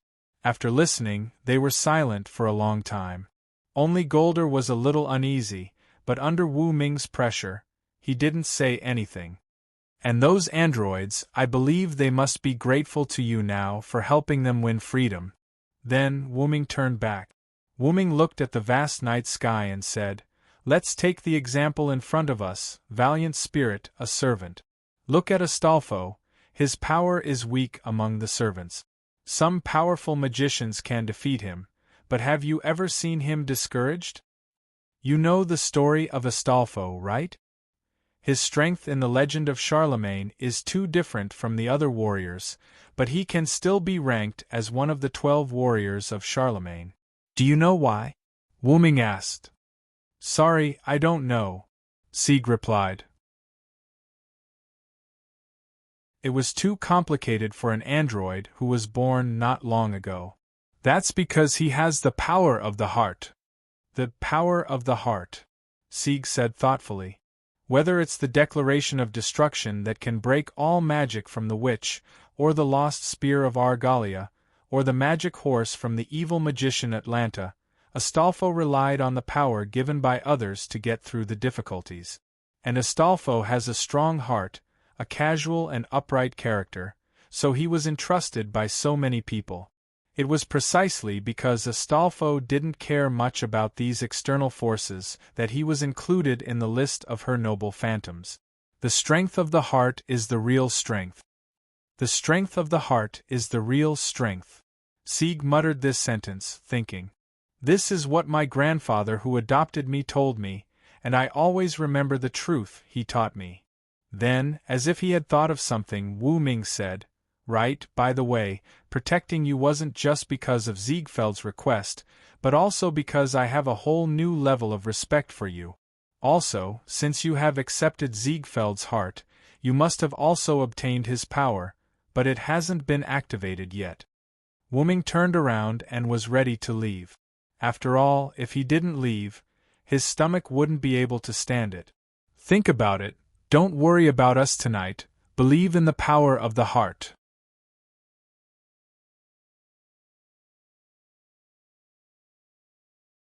Chapter 77. After leaving the city wall, Wuming went to the dining hall. Everyone else had already finished eating. Only Jean and Astolfo were still waiting. Jean returned to the dining hall because her body needed to eat. Astolfo didn't need to eat, but he would eat with Sieg. Wuming was the same. Wuming would eat with Jean. Yo, Sodric, Astolfo greeted him warmly. How is it? Jean asked. He won't understand in a short time.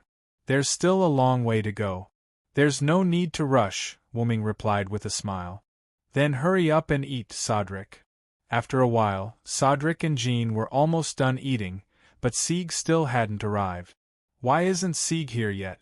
Did you make him stupid, Sodric? Astolfo said while lying on the table in boredom. Coincidentally, Sieg pushed the door open and entered just as Astolfo finished speaking. Sigh, Mr. Sodric. Sieg was a little embarrassed because he had just been lectured by Wuming. He was like a student who had just met his teacher. Hurry up. Sieg, hurry up and eat. We still have to move later, Astolfo said. Okay. Soon, everyone was ready. Fiol and Cowles were overseeing Myrenia Citadel.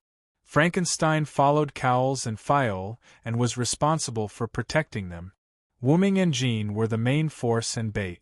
Astolfo was scouting from the sky. Sieg had to deal with special situations with Astolfo, so he rode the eagle with Astolfo. In the end, Sharon would use all-seeing eyes to snipe. As for Leo Gielli and Mordred, they were on different sides. Even with Wuming, Leo Gielli still insisted on moving separately. After discussing how to deal with Shiro Amakusa, the two of them found a graveyard near Tulifas and left Myrenia Citadel. Let's go, Jean. Okay. Wuming took out a bottle of potion and drank it. This was a high-level potion from the YGGDRSSIL World Tree that had a special invisibility ability. It could block the detection of skills, and only the detection of buildings could see through it. After drinking it, Wuming instantly became transparent. After seeing Wuming disappear, Jean suppressed her magic power and began to act as bait on the street. Because of the man-killer fiends that appeared in Tulifas, no one went out at night. The moonlight shone on the ground, and Joan of Arc, wearing a student uniform, walked on the street step by step. Many residents were already asleep, and there were only a few households with their lights on. Even so, the surroundings were not dark. After all, the moon tonight was much brighter than usual. Wuming hid his figure and followed behind Joan of Arc. Although the plan is good, I'm afraid that the other party won't play by the rules. Wuming thought so. And just in case, Wuming had already set up magic scrolls around Myrenia Citadel, and with Sharon and Frankenstein in the Citadel, there was no way for anything to go wrong. Fortunately, Black Assassin wasn't as sly as Wuming thought. Slowly, the surroundings started to become foggy. Whether it was Sharon, who was using clairvoyance to observe from the top of the citadel, or Astolfo, who was riding an eagle together with Sieg, they were all tense as they observed Joan of Arc's surroundings. At the corner in front of them, a black shadow flashed by, and Joan of Arc saw it. It was as if the shadow was luring Joan of Arc. Seems like the other party isn't a simple person. He knows how to lure the enemy. Wuming said from behind Joan of Arc, "Then do we need to chase after him?" Joan of Arc asked without turning her head. "Of course, the other party has already created an opportunity for us. How could we not use it? Don't worry, I'll be right behind you." Yeah. After that, Joan of Arc rushed to the place where the black shadow disappeared. After a series of tossing and turning, the black shadow led Joan of Arc to a residential area that was accessible in all directions.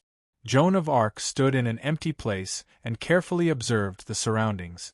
On the roof of a residential building behind Joan of Arc, Black Assassin Jack the Ripper's figure emerged. From now on, it will be hell. Black Assassin was seen in a pose, holding the two swords backward and chanting, "We are fire, we are rain. Strength, Merry Ripper." The moment he shouted out the noble phantasm, Black Assassin rushed to Joan of Arc. Joan of Arc immediately sensed the danger and quickly condensed the armor and the holy flag. Clank. "What?" Black Assassin Jack the Ripper shouted in disbelief. His pair of daggers were blocked by something invisible. Wooming appeared, holding the meteor silver, and was in a stalemate with Jack's daggers. "Long time no see, Assassin Jack the Ripper." The moment he saw Jack the Ripper, Wooming recalled all kinds of information about Jack before. Wooming lifted Jack and sent him flying.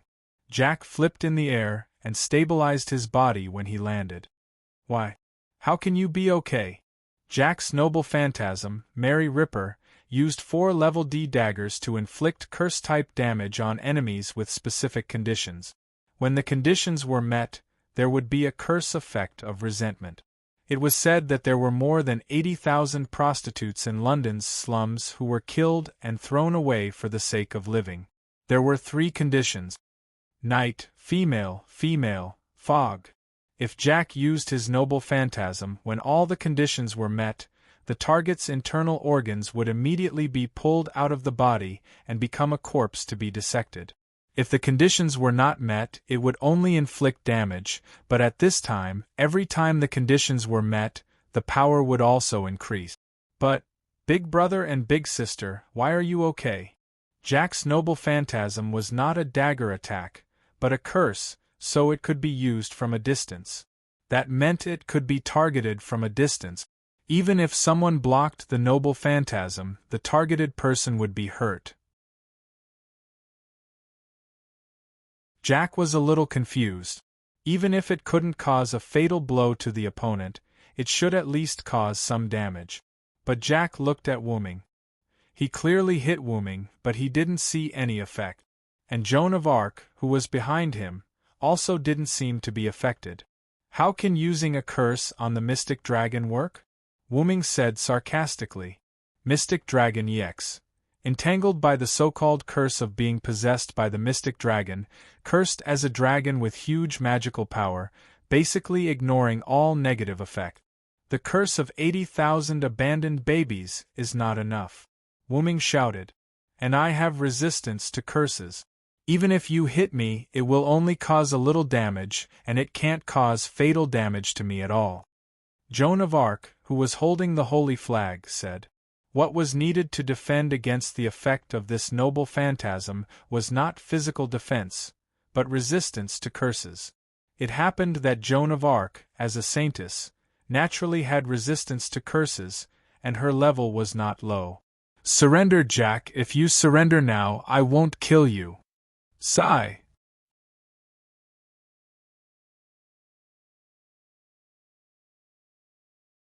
Chapter 78. Sigh. Not only Jack was puzzled, but even Jean was also puzzled. "If you surrender now, I will restrict your freedom until the end of the Holy Grail War," Wooming continued. For some reason, Wooming rejected the original plan to get rid of Jack the Ripper. But Jean seemed to want to say something.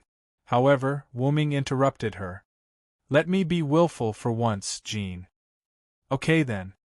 After all, Jean and Sodric were close friends who had gone through life and death together. After thinking for a while, Jean, who couldn't think of a reason, decided to believe in Sodric, who was also Wooming. After seeing Jean agree, Wooming smiled. Then he said to Jack, "How about it? Have you thought about it? Your body hasn't fully recovered yet. It must be very disadvantageous for you to go against us." Wooming looked at Jack, whose body was wrapped in bandages, and saw at a glance that Jack's injury caused by Wooming hadn't recovered yet. "I refuse, Big Brother. What are you talking about? We are enemies now." Jack's innocent face looked at Wooming expressionlessly. Is that so? Is that your answer? Wu Ming closed his eyes and said, Then, I will completely defeat you. Wu Ming opened his eyes, and red vertical pupils appeared in his black pearl-like eyes. The shiny silver armor was instantly donned. Wu Ming held his knight's sword and rushed towards Jack in an instant.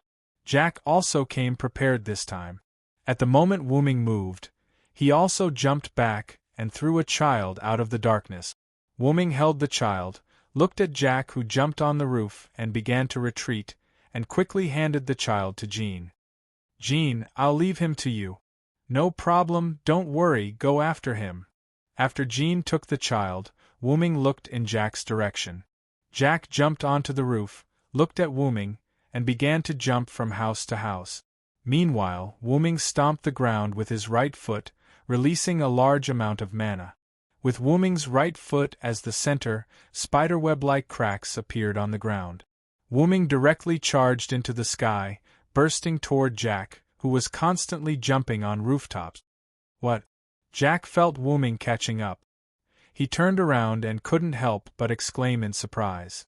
Jack hurriedly changed directions and jumped into the complicated and narrow residential streets in an instant, sprinting quickly. With Jack's dexterity, coupled with his aura-blocking A's skill, it was reasonable to say that escaping should not be a problem. However, a few arrows were shot from a distance in front of Jack's path. Now, Jack couldn't slow down at all. If he slowed down, Wu Ming would catch up. But if he didn't slow down, the arrow in front of him would definitely hit him. There was a wolf in front and a tiger behind. Jack was on guard against Wu Ming catching up and waiting for him. While holding a dagger, he was ready to cut off the arrows. Just as Jack cut off these arrows, suddenly a special arrow that was twice as fast as the previous arrows burst toward him. Jack was just about to use his dagger to hit the arrow when Wu Ming, who was behind him, shouted, "Don't even think about it!" Wu Ming gathered his mana on the meteor's silver sword, held the hilt with a backhand grip, and threw it out like a javelin. Jack knew that he couldn't block this blow, so he could only use his dagger to block the sword's trajectory. Poochie!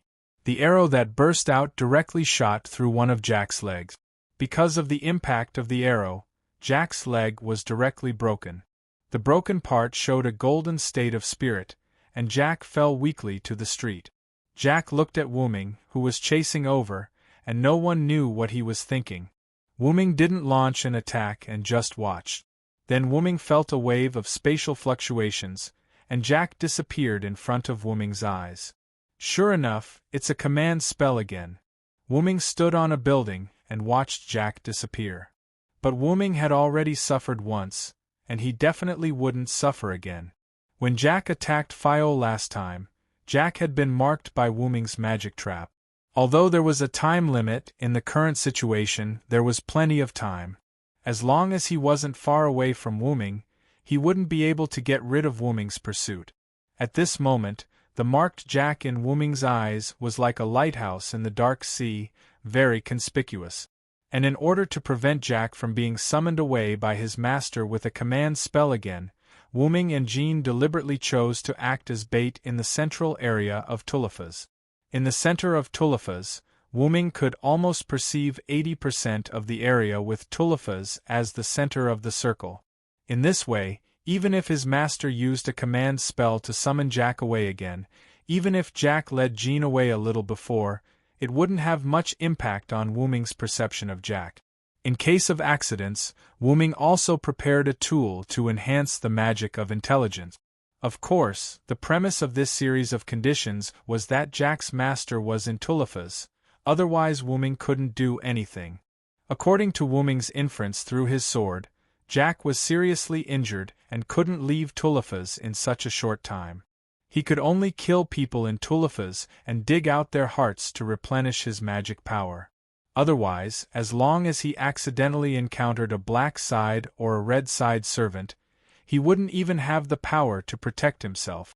Sure enough, the mark on Jack's body moved to the opposite direction of Wu Ming's pursuit of Jack. It seemed that the other side had already discussed it.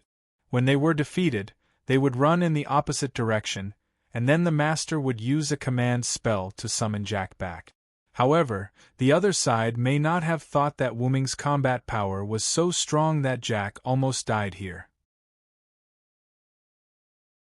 In this way, as long as we find the location of his master, then we won't be afraid of Jack escaping again. With that, Wu Ming instantly turned around, released his magic power, and burst toward the place where Wu Ming sensed at the moment. However, the roof that Wu Ming was standing on was already shattered to the point that it couldn't be any more shattered. It woke up the people who were sleeping in the house. In a house, next to a corpse, a woman was holding Jack, who was running on the street before. She had long green straight hair to her waist, a green off-shoulder skirt, a brown jacket with black fluff on the jacket, and a pair of black knee-high boots on her legs. She looked like a woman with the temperament of a rich young lady. This was the current master of Black Assassin Jack the Ripper, the person who was sacrificed by the former master Xiangliang Leopard Horse. Six Guides Ling Xia. Jack, are you okay? Six Guides Ling Xia asked Jack with an unusually gentle tone, while touching her head and looking at her short legs that were still spiritualized. It hurts, Mom, it hurts. Jack choked with tears in the corner of her eyes. If it wasn't for the bloodstains, daggers, and broken legs on her body, anyone would think that she was a cute child who was bullied. Moreover, the wee Jack was referring to was herself, not her and Six Guides Ling Xia. Because Wu Ming had said before that Jack used the curse of 80,000 abandoned babies, which meant that her true body was 80,000 abandoned babies. Okay, Mom will take you out of here. With that, Six Guides Ling Xia stood up, picked up Jack, who couldn't move because of her broken legs, and walked toward the door. Click! Six Guides Ling Xia opened the door and walked out. Whoosh!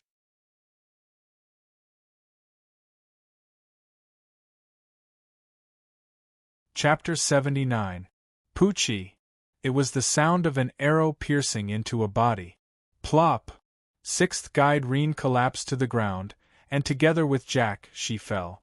A sharp arrow pierced through the two of them. In the distance, Atlanta maintained her shooting posture and looked at the two pairs of figures that fell in the distance. Mom! Mom! Jack laid in Sixth Guide Reen's arms and struggled to raise her head to look at her. Sixth Guide Reen opened her eyes with difficulty and looked at Jack, who was pierced with her. She raised her hand and stroked Jack's face. Jack. It's okay. I'll use the last command incantation. Jack, even without me you'll be fine. A red light flashed, and the last command incantation in Sixth Guide Reen's hand disappeared. Then, Sixth Guide Reen lowered her hand and closed her eyes. Mom! Mom, whoosh! Poochie! Another arrow shot into Jack's body. Jack could no longer hold on and fell down. Atlanta walked out of the thick fog, looked at the mother and daughter, and shook her head. Such a young child, and yet she became a heroic spirit. She sighed as she spoke. However, at this moment Jack's corpse moved. Jack stood up as if nothing had happened, and stood up together with the arrow that pierced her and Sixth Guide Reen. Atlanta quickly jumped back and aimed at her with her bow. Jack turned her body and stood in front of Atlanta. Her head suddenly turned 90 degrees, looked at Atlanta, and said, Why? Poochie! Then, Jack's body suddenly burst open, and a huge cloud of smoke instantly spread out with Jack as the center. The smoke enveloped Atlanta and Wu Ming, who had already rushed over, and even Jeanne d'Arc, who was holding a child in the distance, was also involved. A large amount of magic smoke filled Wu Ming. Wu Ming closed his eyes and used his mind's eye and his magic detection to explore the surrounding environment. This is an inherent enchantment, Wu Ming said in surprise. When the smoke dissipated, the scene in front of Wu Ming had completely changed. Wu Ming was now at the intersection of an alley. Wu Ming frowned and looked around. Decay and dilapidation filled this era. The smog produced by industrial production completely covered this city. Everything in front of him, the walls, the ground, and the houses were all grayish-black, an uncomfortable color. Looking at the newspaper that was blown by the wind, Wu Ming reached out and grabbed it. What entered his eyes was a large amount of English. I see. If I'm not mistaken, this should be England in 1888. Wooming tossed the newspaper aside and began to walk out of the alley. Just as he was about to reach the main street, he heard a cry for help. Let go of me! Help! Wooming looked in the direction of the cry for help. It was a burly man with a beer bottle who was bullying a teenage girl. The girl's face was covered with a thick layer of foundation. Her face was made up like a young married woman, and her lips were painted with bright red lipstick. Her face and body did not match at all. For such a young child to come out with such thick makeup, Wooming could already tell what this young girl did for a living. Stop! Wooming shouted. Even if he knew that all of this was Jack the Ripper's imagination, an illusion created by the inherent enchantment, Wooming could not help but stop this scene. When the man noticed that there was someone else, he hurriedly ran away. When the girl saw Wooming, she also ran away in a panic. However, the place she escaped to was the main street. The moment the girl left the street, a carriage rushed towards her. In her desperate eyes, the carriage was getting closer and closer to her. Wooming reached out his hand and pulled the young girl back before she could react. The girl looked at Wooming and did not say anything, nor did she have any intention of thanking him. Once, she turned around and prepared to run away. Is this the environment you live in, Jack? Hearing this sentence, the girl paused for a moment, then turned her head to look at Wooming. That's right. This is the miserable world in which we abandoned babies by those prostitutes live. Looking at Wooming, who still wanted to say something, she did not intend to listen. Instead, she turned around and left. The girl looked at Wooming's departure and froze in place. Then, she also left Wooming's perception range, not knowing where she went. Because of the Industrial Revolution, England became unprecedentedly powerful, and after becoming powerful, it brought about decadent prosperity. Although not everyone was decadent, from the current living situation in the inherent enchantment, these children must not be living well. The reason why Wooming decided not to kill Jack, and even ignored one of the Jacks he met just now, was because Wooming felt that they should not bear this kind of pain and this kind of curse. As for whether he could save Jack, Wooming already had some ideas in his mind. After all, he was also called a hero. The most important thing is to find Jahan first. With her personality, she will definitely release Jack. At this time, Jahan met Jack. No, it should be said that Jack found Jahan himself. Jahan walked on the smoke-filled street, looked around at the streets that were completely different from Tulipa's, and said, "This is London?" Looking at the illusory black undead passers-by on the road, Jahan frowned. This is the black assassin's dream, her nightmare. At this moment, Jack, whose body had become abnormally small, quietly appeared behind Jahan, and then bursts of smoke began to surround Jahan. And Jahan seemed to have sensed it, and her body emitted light, dispelling the surrounding smoke. And Jack, on the other hand, fled in a hurry. Jahan turned around and looked in the direction Jack escaped. There. After saying that, she followed. On the other side, Wooming was looking for Jack's body with his intuition and accidentally found a pair of acquaintances. Sieg? Astolfo? How did you get here? Wooming looked at Sieg, who was being comforted by Astolfo, and said, Ah, it's Sodric, that's great. Just now we learned that Jack's master used a command spell, and we searched according to the magic source that Sharon accidentally found. Just when we landed, a cloud of smoke suddenly surrounded me and Master, and just now, something like an illusion appeared. Master couldn't accept it for a while, so I was comforting him. Astolfo explained. Sodric. Mr. Sieg raised his lowered head and looked at Wooming with unusually tired eyes. Is that real? Ryder told me that it's not real, but... Wooming looked at Sieg and said, Since you saw it, you must accept it, Sieg. After hearing this sentence, Sieg's eyes instantly widened. In other words, it's all real, Sieg said with an I knew it expression. But the people or things you've been in contact with these days are not fake. I can only say that humans are such an animal. Looking at Sieg, who was still in a daze, Wuming looked at Astolfo. Astolfo, I'll leave Sieg to you. You stay here and protect him. Don't let him run around again. Oh, I got it. After saying that, Wuming turned and left. He still had to find Jack.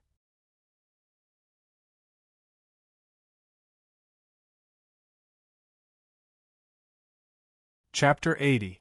Joan of Arc chased Jack until a dead end, where Jack could no longer escape. Joan of Arc looked at Jack, who stopped moving forward, and said, "What, you're not going to run anymore?" The young Jack looked at Joan of Arc, who exuded a holy aura, and said in fear, Are you not afraid of Jack the Ripper?" Joan of Arc shook her head calmly. "All of you are nothing more than victims of a tragedy." Jack was also relatively calm. With a wave of her hand, several children appeared in the smoke around them. They were boys and girls. The oldest was about 11 or 12 years old, and the youngest was about 4 or 5 years old. These children began to ask Joan of Arc for help. "Joan of Arc, Lady Joan of Arc, Lady Joan of Arc, please save us. I'm counting on you. Save poor Jack." They raised their hands and moved in the direction of Joan of Arc like a group of ghosts. Joan of Arc said without changing her expression, "I can't do it." In an instant, these children stopped their actions and looked at Joan of Arc with their eyes wide open. "You have been absorbed by the legend of Jack the Ripper." Then, Joan of Arc's right hand began to glow. "Even if I can beat you down, I can't save you." Looking at the children who retreated with wide eyes, Joan of Arc continued, "You should understand now. The swelling hatred and the despair of the victims have changed you and turned you into the legend of Jack the Ripper." The young Jack's body retreated in disbelief with a look of despair on his face. Joan of Arc raised her hand and looked at Jack. At this moment, an arrow was shot at Joan of Arc. Joan of Arc retreated abruptly, and the light on her hand disappeared. Joan of Arc looked at Atlanta, who was standing on the roof next to her, and said, "What do you want to do, Red Archer?" Atlanta jumped in front of the children, protected the children, and then pointed her bow at Joan of Arc. "That's what I want to say. What do you want to do? These are all children. Innocent children. These children aren't even evil. They're just sacrificial lambs. They are sad souls crushed by the structure of the world," Atlanta said with a ferocious expression. "If you want to kill them, then I won't let you off." Jean looked at Atlanta and said with a firm and serious expression, "You should also understand that if these children are alive, they will only have more companions." "Shut up. Returning the soul is salvation." "What kind of salvation is that?" Atlanta roared. Then, he shot an arrow filled with anger.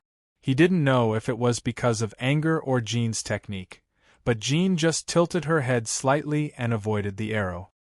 "Then let me ask you, you chose to hold the holy flag on the battlefield instead of drawing your sword. Isn't it because you don't want to kill? Isn't it because you don't want your hands to be stained with blood?" Atalanta asked. "What do you think, Red Archer?" Jean said thoughtfully, "Do you think that because I didn't use my sword, I didn't stain my hands with blood? Ever since I decided to participate in that war, my hands have been stained with blood. It was also because of Sodric, who helped me share the blood, that I was called the Saintess by later generations. If you really think so, you are not the Saintess at all." Atlanta was angry again. "Because of this, I never thought of myself as the Saintess," Jean said naturally. "What?" Atlanta was a little surprised. "That's right, Atlanta." "Who?" Atlanta's arrow pointed to another place. Wuming slowly walked out of the dark street. "It's you?" Atlanta looked at Wuming nervously. After all, Wuming's combat power was not to be underestimated. The Red Side servants saw the starlight pillar in the sky garden of Semiramis that day. "I'm not some general who saved the country. Those titles were just given to us by our descendant. Just like Vlad, he was slandered as a vampire, and now he really is a vampire. Just like Jack, he was turned into the Ripper. This is the tragedy of a heroic spirit, Wu Ming said to Jack. Jean just wanted to end the war, to end this evil. It was only because the Lord said that Jean couldn't stand it anymore that Jean joined the war. And Wu Ming also joined the army because he was worried about Jean. Jean was more and more like a saintess by the Lord's revelation, but Wu Ming was different. Except for saving the country, Wu Ming had been doing things his own way. Cedric had the adventurer skill, which showed how unstable Wu Ming was. Then Jean spoke again. This is the world of their memories, just a fantasy born of residual thoughts. Do you want those children to suffer in this ambiguous world forever, Archer? So, please get out of the way. Jean's eyes were full of light, and Atlanta flinched. She put down the bow in her hand. But I refuse. Atlanta said as if she was holding back. If I refuse them, if I refuse these children, then who can love them again? Your God. Atlanta looked at Jean fiercely. I will never let you kill them. Ruler. However, at that moment, one of Jack's avatars, the blonde girl that Wu Ming saw before, slowly walked toward Jean. Is there no other way? Do you really want to kill us? Jean lowered her head, and the bangs in front of her covered her eyes, making people unable to see Jean's eyes. But in Wu Ming's view, Jean must be very uncomfortable. Enough, Jean. Wu Ming walked behind Jean and said, You've done enough. Leave the rest to me. Jean looked at Wu Ming in confusion. It seems that Wu Ming doesn't mean to kill Jack for her. Then what is it? Does Wu Ming really have a way to save these children who have become Jack the Ripper? After that, Wu Ming walked in front of Jean and turned into the blonde girl, looking at Wu Ming. You are the resentful spirits absorbed by the legend of Jack the Ripper. Strictly speaking, you are also Jack the Ripper. In other words, you have your own Valhalla. Then, Wu Ming stretched out one of his hands, which exuded a star-like light. The other children began to merge with the blonde girl. After the girl in front of him merged with other children, she changed back to Black Assassin, the white-haired Jack. Wu Ming touched Jack's hair with his hand, closed his eyes slightly, and smiled. I will let you get rid of the legend of Jack the Ripper, please believe me. After Jack froze for a moment, he looked at the gentle big brother in front of him and nodded heavily. Okay.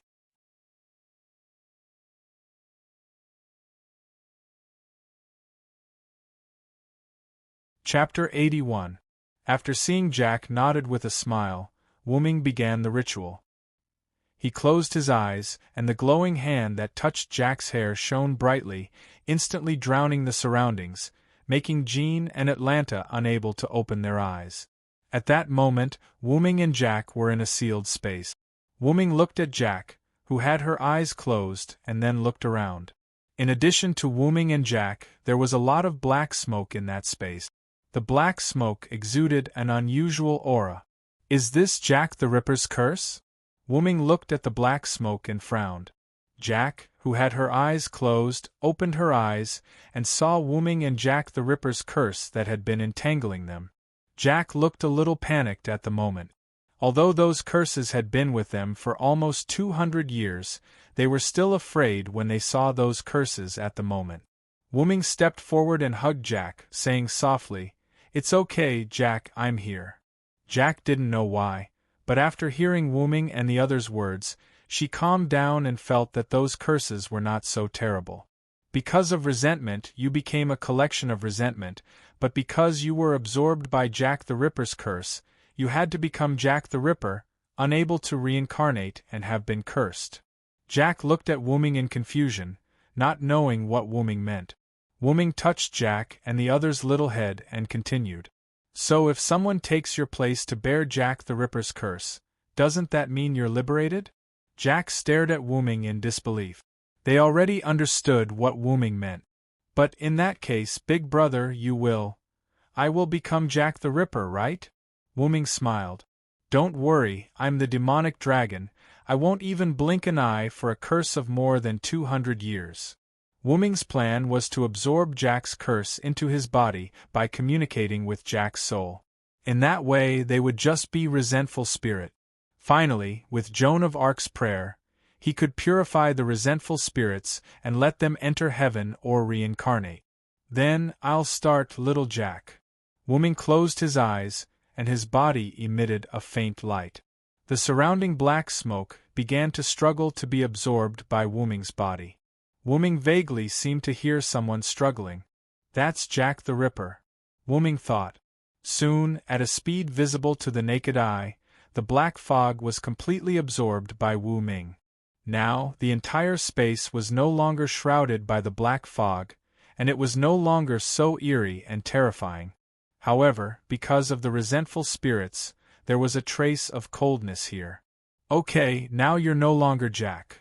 Wu Ming took a deep breath and said to the souls in front of him, Are we really saved? She shed tears and looked at Wu Ming in disbelief. Ah, I promise. She hugged Wu Ming excitedly and cried. Thank you. They just kept thanking him, and this was the only way to express their feelings. Then, let's go out. Okay. Outside. When the star-like light emitted by Wu Ming no longer flickered, Joan of Arc and Atlanta opened their eyes. At this moment, they found that they were no longer in the inherent enchantment, but returned to Tulifas. Sieg and Astolfo, who were also swept into the inherent enchantment before, also appeared on the street not far away.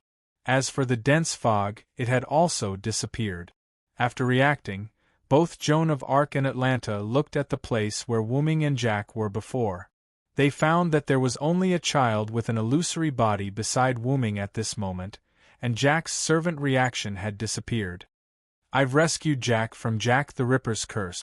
Now she's no longer Jack, she's just a collection of vengeful spirits, Wu Ming explained to them. Then Wu Ming looked at Joan of Arc and said, Jean, pray for them. At this moment, Joan of Arc was also relieved. After all, if it was just a resentful spirit, as long as it was purified, it could be reincarnated like an ordinary soul. Wu Ming looked at Atlanta, who was at a loss, and then looked at the liberated Jack and said, What do you want to do? Jack, that's not Jack. Jack, who was no longer Jack, went directly to Atlanta. Hey, Sister Atlanta, thank you for protecting us until the end. We are leaving now to start our new life. Goodbye. Atlanta looked at the child who said so and shed tears. The black fog on her right hand also disappeared at this moment. Atlanta wiped her tears and said to Jack with a smile, Go, I wish you happiness.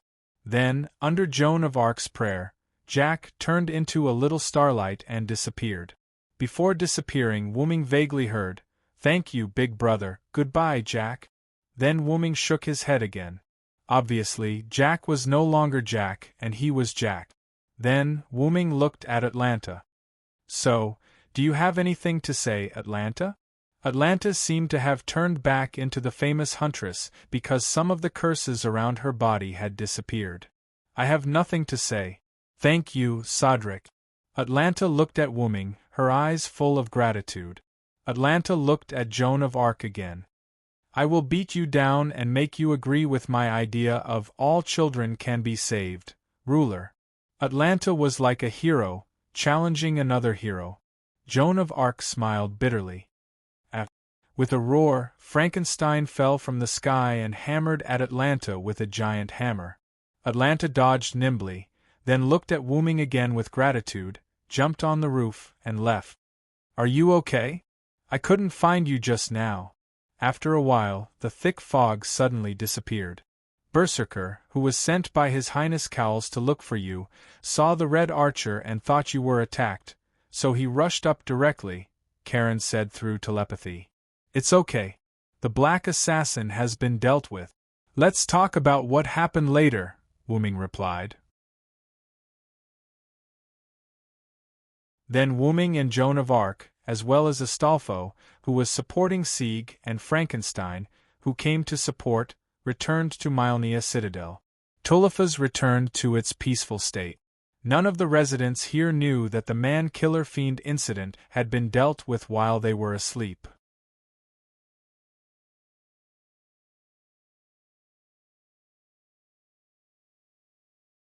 Chapter 82. The next day, noon, Myrenia Citadel, conference room. Because they dealt with Jack the Ripper at night, it was almost midnight by the time everything was settled. Therefore, they decided to schedule the meeting at noon. Fiore sat at the head of the table and looked at the people sitting on both sides.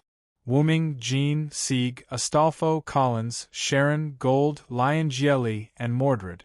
Because they were going to discuss the final strategy for the Sky Garden, Liongielli and Mordred arrived very early.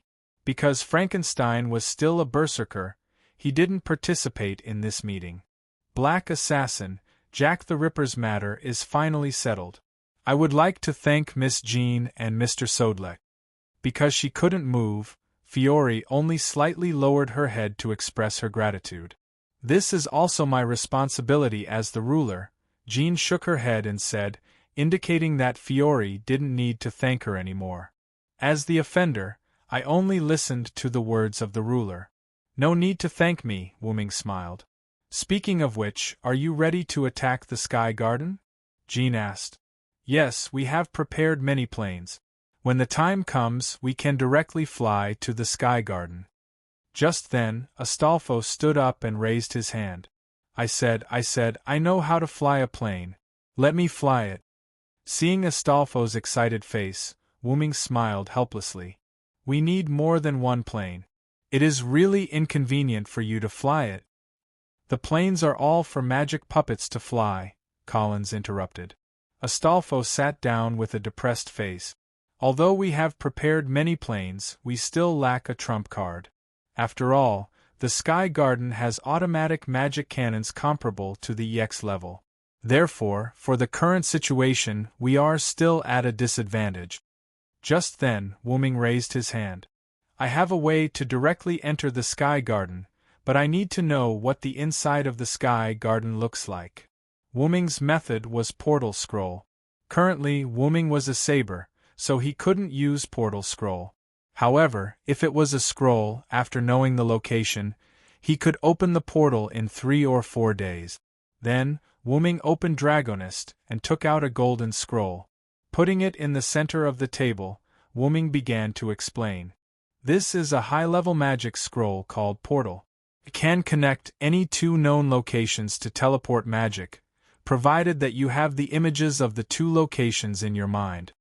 Then Wuming looked at Sharon and said, Sharon, if you have been to the Sky Garden and are the teacher of the great heroes of Greek mythology, you should be able to use this scroll, right? Everyone looked at Sharon. Sharon picked up the scroll and carefully observed it for a while, then said, This is a kind of magic scroll similar to Norse mythology. I think I should be able to use it, but I still have to prepare in advance. After all, this is a magic scroll comparable to magic. What? Everyone was shocked, especially Fiore, Cowles, and Golder, who were humans. You said this is a magic scroll comparable to magic? Gold swallowed. After all, magic in this world was different from magic. Magic was the general term for the act of artificially recreating mysteries and miracles. Even if it was an incredible and mysterious phenomenon, as long as it was caused by nature, it was not magic. In short, it was man-made and natural factors. And magicians had an iron rule: they couldn't show mysteries to the world. When a magician performed magic, if ordinary people saw it, they must forget it, or let them think that it was done with technology. Anyway, they could either kill the ordinary person or make them lose their memory. They must not let ordinary people know the existence of magic. As for why, it was because of mystery. A long time ago, when civilization was not civilized, basically all magic was called magic. And people who used magic were called magicians. Now, as more and more people knew about magic, magic was slowly reduced to magic. Hiding was the essence of magic. The more people knew and used it, the power of magic would be scattered and weakened. Because magic was the use of power that had been determined in the root, the more people knew, the weaker its power would be. Just like 10 portions of power being used by one person was the same as being used by 10 people. The fewer people knew, the fewer people would use it. That was why magicians tried to avoid magic from being discovered by ordinary people. And there was a clear difference between magic and magic. Magic could be achieved by modern technology, but magic could not be achieved by modern technology. No matter how long it took, no matter how much money it took, as long as it was achieved by modern means, it was magic.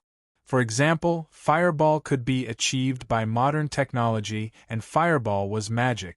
For example, time travel could not be achieved by modern technology, and time travel was magic. Of course, the magic Silent learned in Nazarik's underground tomb and the magic of the moon world were two different things. They were not the same thing. Yes, I got this scroll when I became a dragon and traveled to other worlds, so judging by the level, it's almost comparable to an A-level noble phantasm. Because of my current rank, I can't use it normally. After all, teleportation gate was already a very advanced teleportation skill in Yggdrasil. It ignored the distance. As long as the scene in a certain place, it could connect two teleportation gates. There was no limit to the number of teleportation gates, and there was no time limit to the activation of the teleportation gate. It could only be used after reaching a certain level.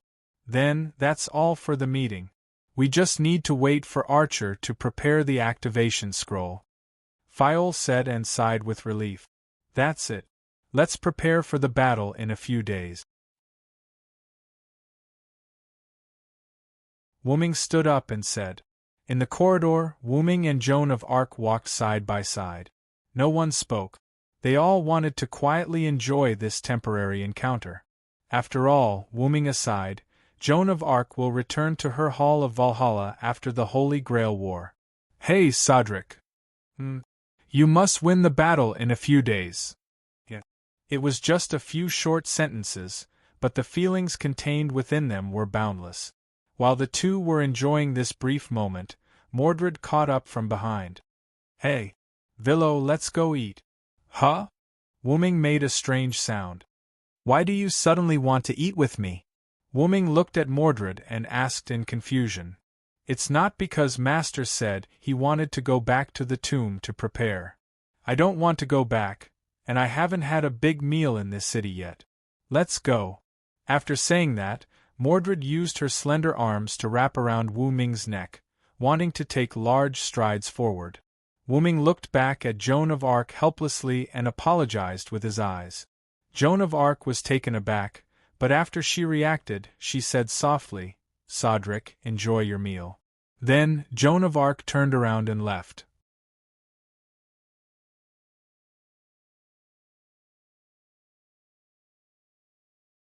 Chapter 83.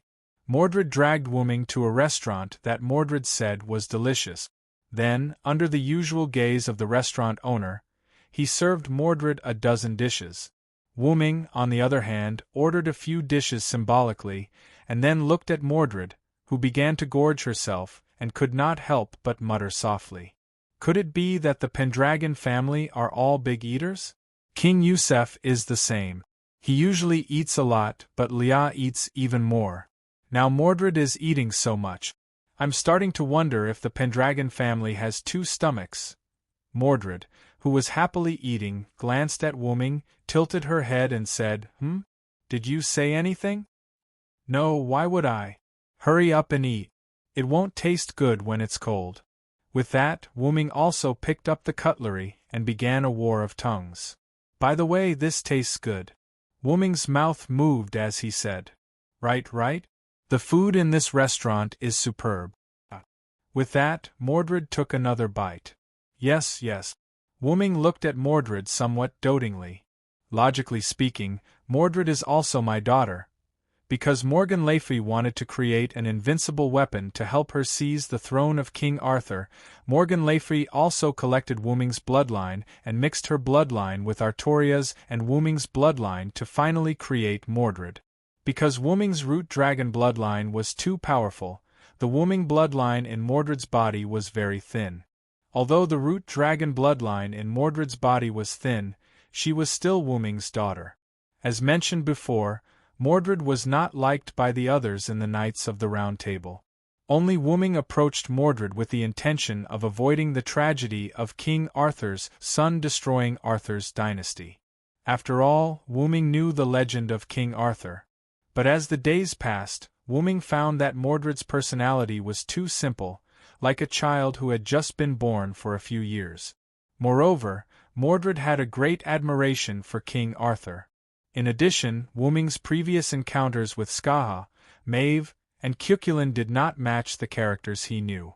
Wooming's understanding of Skaha was that he was a cold and indifferent godslayer who could not abandon talented people.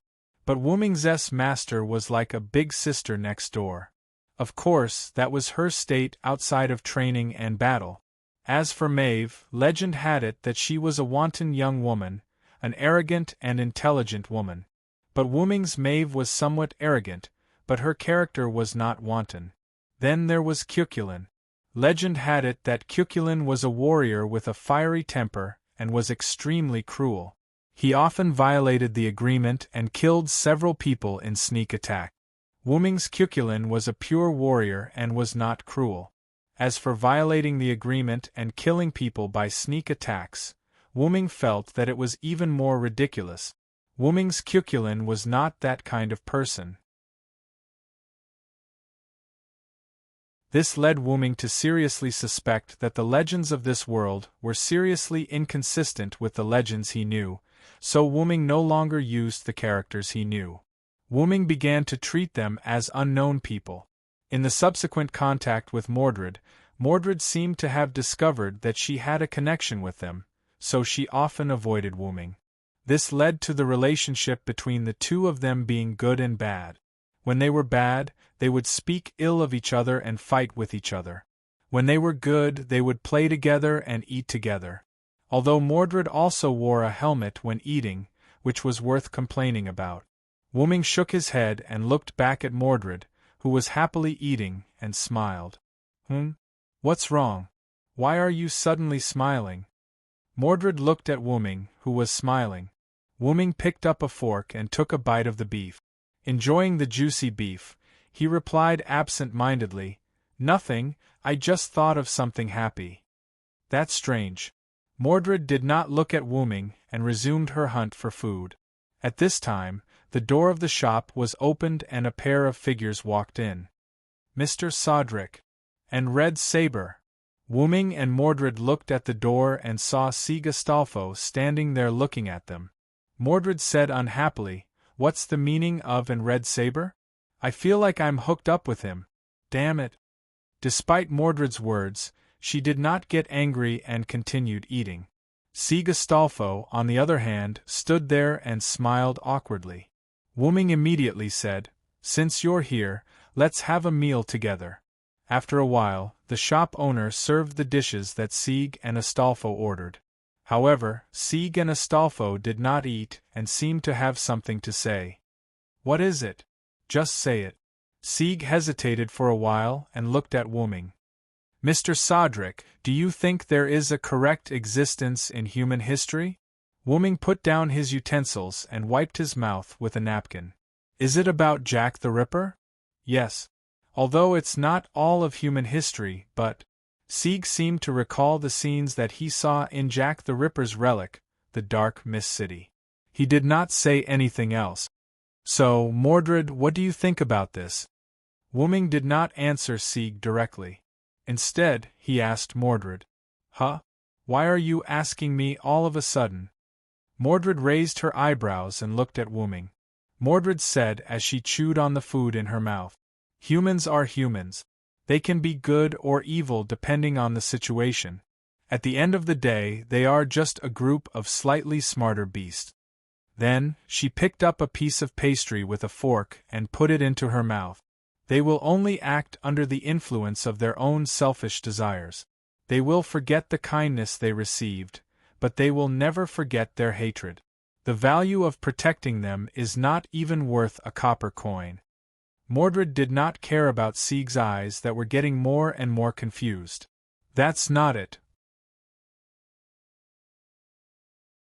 Humans are more interesting this way. That's why Astolfo refuted. However, Mordred did not care and interrupted him. What about you? What do you think? Sieg thought for a moment and said, I think I like humans, at least before I knew about assassin. What about now? I don't know. I always thought that protecting was the right thing to do, but now whether this choice is the right one, I don't know. Looking at Sieg, who lowered his head, Wuming smiled. Then I'll congratulate you first, Sieg. Sieg and Astolfo looked at Wuming in confusion. Because you have the right idea, Sieg. Wuming looked at Mordred. His gaze made Mordred uncomfortable. Then, he looked at Sieg. Let's not talk about whether what you are protecting is the right thing to do. At least you have the right approach. Regardless of the outcome, at least your starting point is good. Wuming took a sip of water and continued. For an android like you who has just been born, this is already a very good thing. Then Wuming looked at Mordred, who had finished his meal, and signaled with his eyes. Mordred understood. He stood up and walked to the door. Wuming also stood up. They were about to leave. You still have a lot to learn, Sieg. At least I can tell you that there is nothing wrong with protecting humans, but you have to distinguish between those who are worth protecting and those who are not. Mordred walked out of the restaurant, and Wuming followed closely behind. Wuming also left a sentence for Sieg. Only by protecting what is worth protecting can you live up to that heart of yours. At this moment, Sieg seemed to understand something, but also seemed to not understand something. In short, he no longer felt as tired as before. Oh yeah, help me pay the bill. Wuming's voice came after he walked away. Then, Sieg and Astolfo fell to the ground and could not get up again.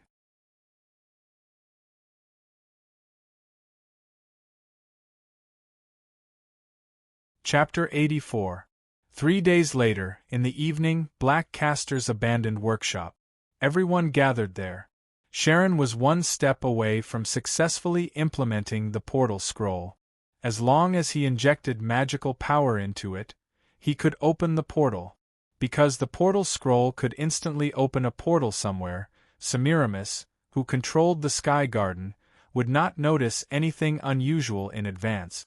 In those 3 days, the androids' bodies were abnormal, and Golder took the initiative to treat the android.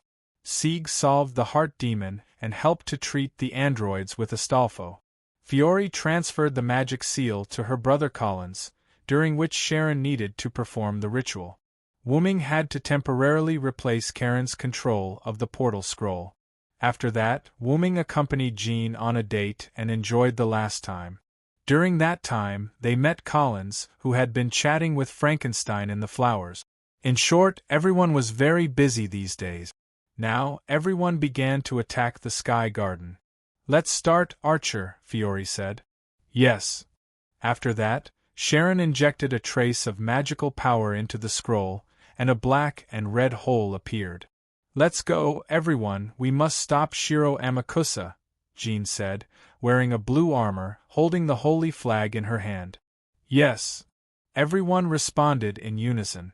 Jean, Wuming, Sharon, Astolfo, Frankenstein, Sieg, and Collins walked into the portal, and then the portal was closed. That was to prevent the enemy from attacking Fiore through the portal. Because Fiore's legs were inconvenient, and she had removed the magic seal, she was weak, so she was not allowed to fight in the final battle.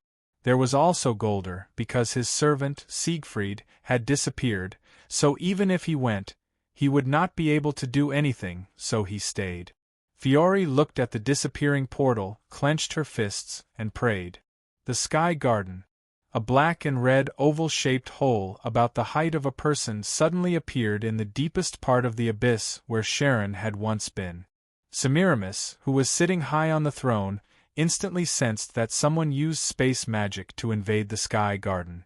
The Master is still inside the Great Holy Grail, so let us, the servants, hold him back for a while. With that, a few figures appeared under Semiramis's throne. Red Lancer, Karna Red Archer, Atlanta Red Rider, Achilles Red Caster, Shakespeare, including the Red Assassin Semiramis, who was sitting on the throne. All of the Red Team's servants were present. Of course, there was also the traitorous Red Saber Mordred and another Red Saber, Sodlek. Although Red Berserker Spartacus is dead, and Red Saber Mordred has betrayed us, and we are short of 2 servants, the enemy is in a worse state than us. I hope you won't disappoint me, heroes, Semiramis whispered in a strange tone. No, no, no, I won't go to the battlefield, Empress of Assyria, Red Caster Shakespeare said exaggeratedly. TSK. Then go and protect the great Holy Grail, Castor. Semiramis seemed to have no way to deal with Castor, who was like a psychopath, and directly ordered him to defend the rear. So, let's begin, the final battle of the Holy Grail War. On the other side, after Wuming and others came out of the portal, they immediately closed the portal. After that, except for Joan of Arc, everyone else was teleported away by the space magic of the Sky Garden. Joan of Arc looked around vigilantly, and then she had no choice but to move on. After all, time waits for no one, and she didn't have to worry about the comfort of others. They were all heroes. Somewhere in the Sky Garden, Achilles, who had green hair and a crossbow, was waiting quietly with his eyes closed. Suddenly, a brown-haired young man with a ponytail appeared. Sharon looked at Achilles, then looked around and said, "So, it's space magic." "Yes, and it's the best place for you and me to fight." Achilles opened his eyes and said. The relatively empty space was suitable for Sharon, who was the archer, and Achilles, who was the rider, to fight. On the other side of the Sky Garden, Collins, Frankenstein, Sieg, and Astolfo looked at the strange ancient Babylonian street in confusion. All of a sudden, an arrow flew towards them. Boom! Ah! Frankenstein knocked away the arrow with his hammer and roared. "Red Archer?" Collins panicked. "Rider!" Sieg shouted. "Roger!" Hippogriff, the illusory horse of the world. Astolfo summoned the eagle and flew with Sieg and Cowls.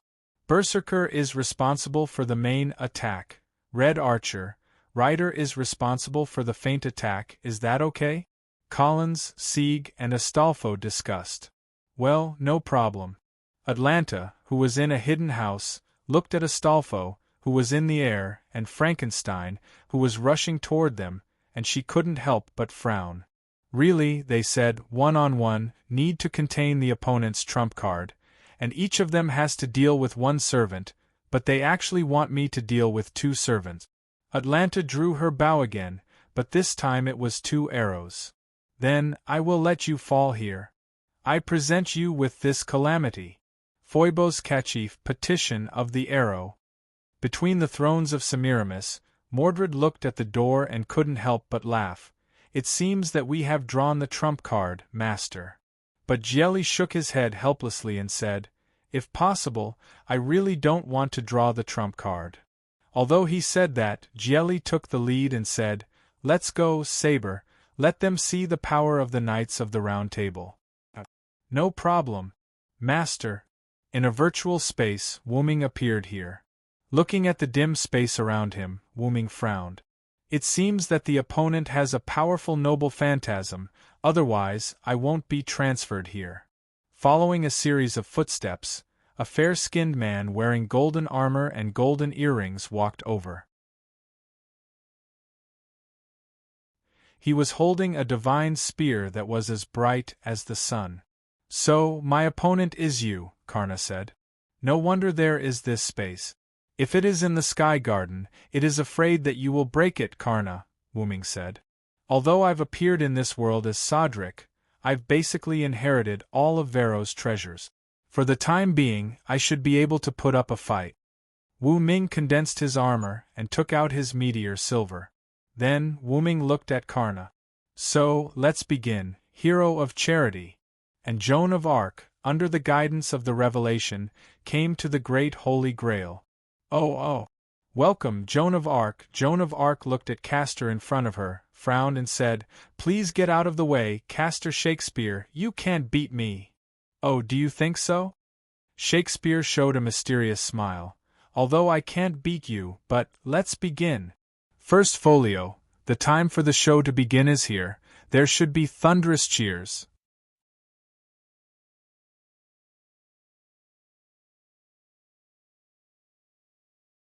Chapter 85. Achilles and Charon stood facing each other. Achilles explained to Achilles the reason why he had helped Shiro Amakusa Shurjin. "The third magic heavens feel. So that's how it is. With the power of the great Holy Grail, it is indeed possible to materialize the soul and save the human race." Charon was not pretentious and evaluated the idea from a third person's point of view. "That's right. As a warrior, don't you think this is a dream worth gambling on, Charon?" "Charon," Achilles asked. "Why? Why did you choose such a superficial path, Achilles?" Charon frowned and looked at Achilles in confusion. Charon was right. This was indeed a very superficial path. The history of the human race is the history of war.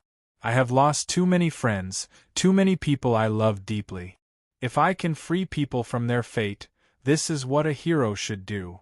Achilles looked straight into Charon's eyes, his expression extremely serious. "No. That's just arrogance. You don't want to fight against fate, you want to control it," Charon retorted. In response, Achilles was somewhat disdainful. "Although that's the case, aren't you still obsessed with your lost immortal body?" "That's right. Even if I become a legend as a star shining in the sky, it is still the same." Charon looked thoughtfully at the Sagittarius constellation in the sky. And even though Charon's parents never loved him from the beginning, and his mother even voluntarily became a linden after giving birth to him, he still wanted to take back the proof of his blood relationship with his parents. "Is that so? Even if you become a star, you can't get rid of your fate? This is what a hero is." After saying that, Achilles raised his gun and aimed at Charon. "Come on, Black Archer." "Ah, Red Rider." Arrows flew, and the tip of the gun surged. The two kept jumping. Sometimes Achilles fought Charon in close range, sometimes Charon opened up a distance and shot at Achilles from afar. But overall, Achilles was at a disadvantage. "What's wrong, Achilles? Is this all you can do? As your master, I am very disappointed." "Damn it!" Achilles dodged an arrow and said angrily. It was normal. After all, Achilles' moves were taught by Charon. Basically, Charon could almost predict what Achilles wanted to do as soon as he moved. Moreover, Charon also had B+ clairvoyance and a mind's eye true. Clairvoyance B+, good vision. Capture of distant target. Dynamic vision increased. At the same time, mind's eye true can also achieve limited vision. Mind's eye true insight cultivated through cultivation and forging. It was a battle theory that allowed one to calmly grasp one's own situation and the enemy's abilities while at a disadvantage, and find a way out. With clairvoyance, Achilles' heel. Although it was only for a short moment, it was a blink of an eye could decide the outcome of the battle. As Charon's disciple, Achilles naturally knew of his master's abilities. So, Diatrikon Aster Lonk, star of the soaring sky. Achilles instantly threw the spear to Charon and activated his noble phantasm. The surrounding space froze. Charon looked at the changes around him and said faintly, "So that's your noble phantasm?" "Yes, this is a one-on-one duel. Unless one side wins, it can't be unlocked. Whether it's time, space, or luck, everything is ineffective here, including immortality and noble phantasm. Only your own power can work here, and if one side loses, the failure will also be transmitted to the other side. Although it's ineffective if the other side doesn't want to fight one-on-one, we are indeed in a one-on-one duel right now, and I believe you won't choose to run away." Charon replied, "So that's how it is. As long as I don't want to run away, this place won't disappear." And if I stay here, my future vision won't work. Then Achilles made a pancreson pose. Although I didn't want to fight you one-on-one before, it's different now. We have a trump card. Charon then abandoned the bow in his hand. Since the noble phantasm won't work, I'll use pancreson too. Charon and Achilles bumped their fists. I'm Achilles, the son of the hero Peleus. I'm Charon, the son of the great god Kronos. Then both of them said at the same time, let's fight. Let's fight. The two of them were on the verge of fighting. On the other side, there were colorful ripples in the sky, and arrows rained down from the sky. The places where the arrows hit were as if there was an explosion, and they kept exploding. Sieg, Astolfo, Frankenstein, and Cowles, who were in the arrow formation, could no longer be seen. However, Atalanta, who had released her noble phantasm, did not relax. In her senses, although the opponent's aura had weakened, it did not disappear. Then, streaks of green lightning shot out, destroying the countless arrows that were shot down. Astolfo rode on the eagle and carried Sieg. There were no traces of arrows on their bodies, and even their clothes were not wrinkled at all. Frankenstein, who had rushed forward, appeared next to Cowles. Command incantation? Atalanta said thoughtfully as she looked at Frankenstein, who had disappeared. Frankenstein's body was full of arrows, and his body was broken. Cowles, who was under his protection, was not hurt at all.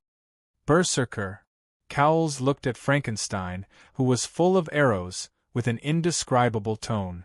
After seeing the arrows, Cowles immediately used the command incantation to call back Frankenstein, who had rushed over. The Red Archer did not care about Berserker and deliberately set the range of his noble phantasm to his side. He was indeed a hero who left his name in history. Of high. Frankenstein roared angrily as if he was angry that the opponent had attacked his master, and he was angry that he was hurt. Wait a minute, Berserker, let me treat your wound first, Cowles said to Frankenstein. At the same time, Cowles said to Astolfo and Sieg, who were flying in the air through spiritual communication, please ask Ryder to restrain Archer, or else we won't be able to rush over. Understood. Astolfo roared and rushed up with Sieg. Atalanta, who was hiding in the shadows, looked at the eagle rushing over from the sky and immediately drew her bow. After drawing the heavenly bow to its fullest, the rank a powerful arrow was shot out. Atalanta's noble phantasm, heavenly bow, could be strengthened to a level after fully drawing the bow. Astolfo knew the power of that arrow, so he did not choose to take it head-on, but chose to dodge. However, when Astolfo dodged, several more arrows were shot at him. While moving, the eagle frantically dodged the arrows. However, there was an arrow hidden behind another arrow. The arrow behind caught up with the arrow in front of it, causing the two arrows to deviate at the same time and shoot towards the eagle that had just dodged. That showed how amazing the archer's archery was. Astolfo knew that he could not avoid the arrow, but he did not panic.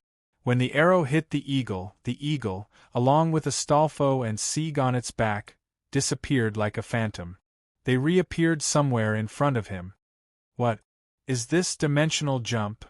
At that moment, the eagle had almost rushed to Atalanta, and Astolfo was also happy. That's right, this is Hippogriff's special ability, dimensional jump. Although it's only for a short time, tonight is indeed a moonless night. Don't underestimate me as one of Charlemagne's 12 warriors. Astolfo had a legend that the moon took away his rationality, so it was not surprising that Astolfo regained his rationality on a moonless night. Astolfo instantly poured his magical power into the eagle's body and activated the eagle's B-level noble phantasm. Although the eagle's level was inferior to the griffin, which was a divine beast, the crushing damage caused by its dash was comparable to a grade of physical attack. Go! Hippogriff!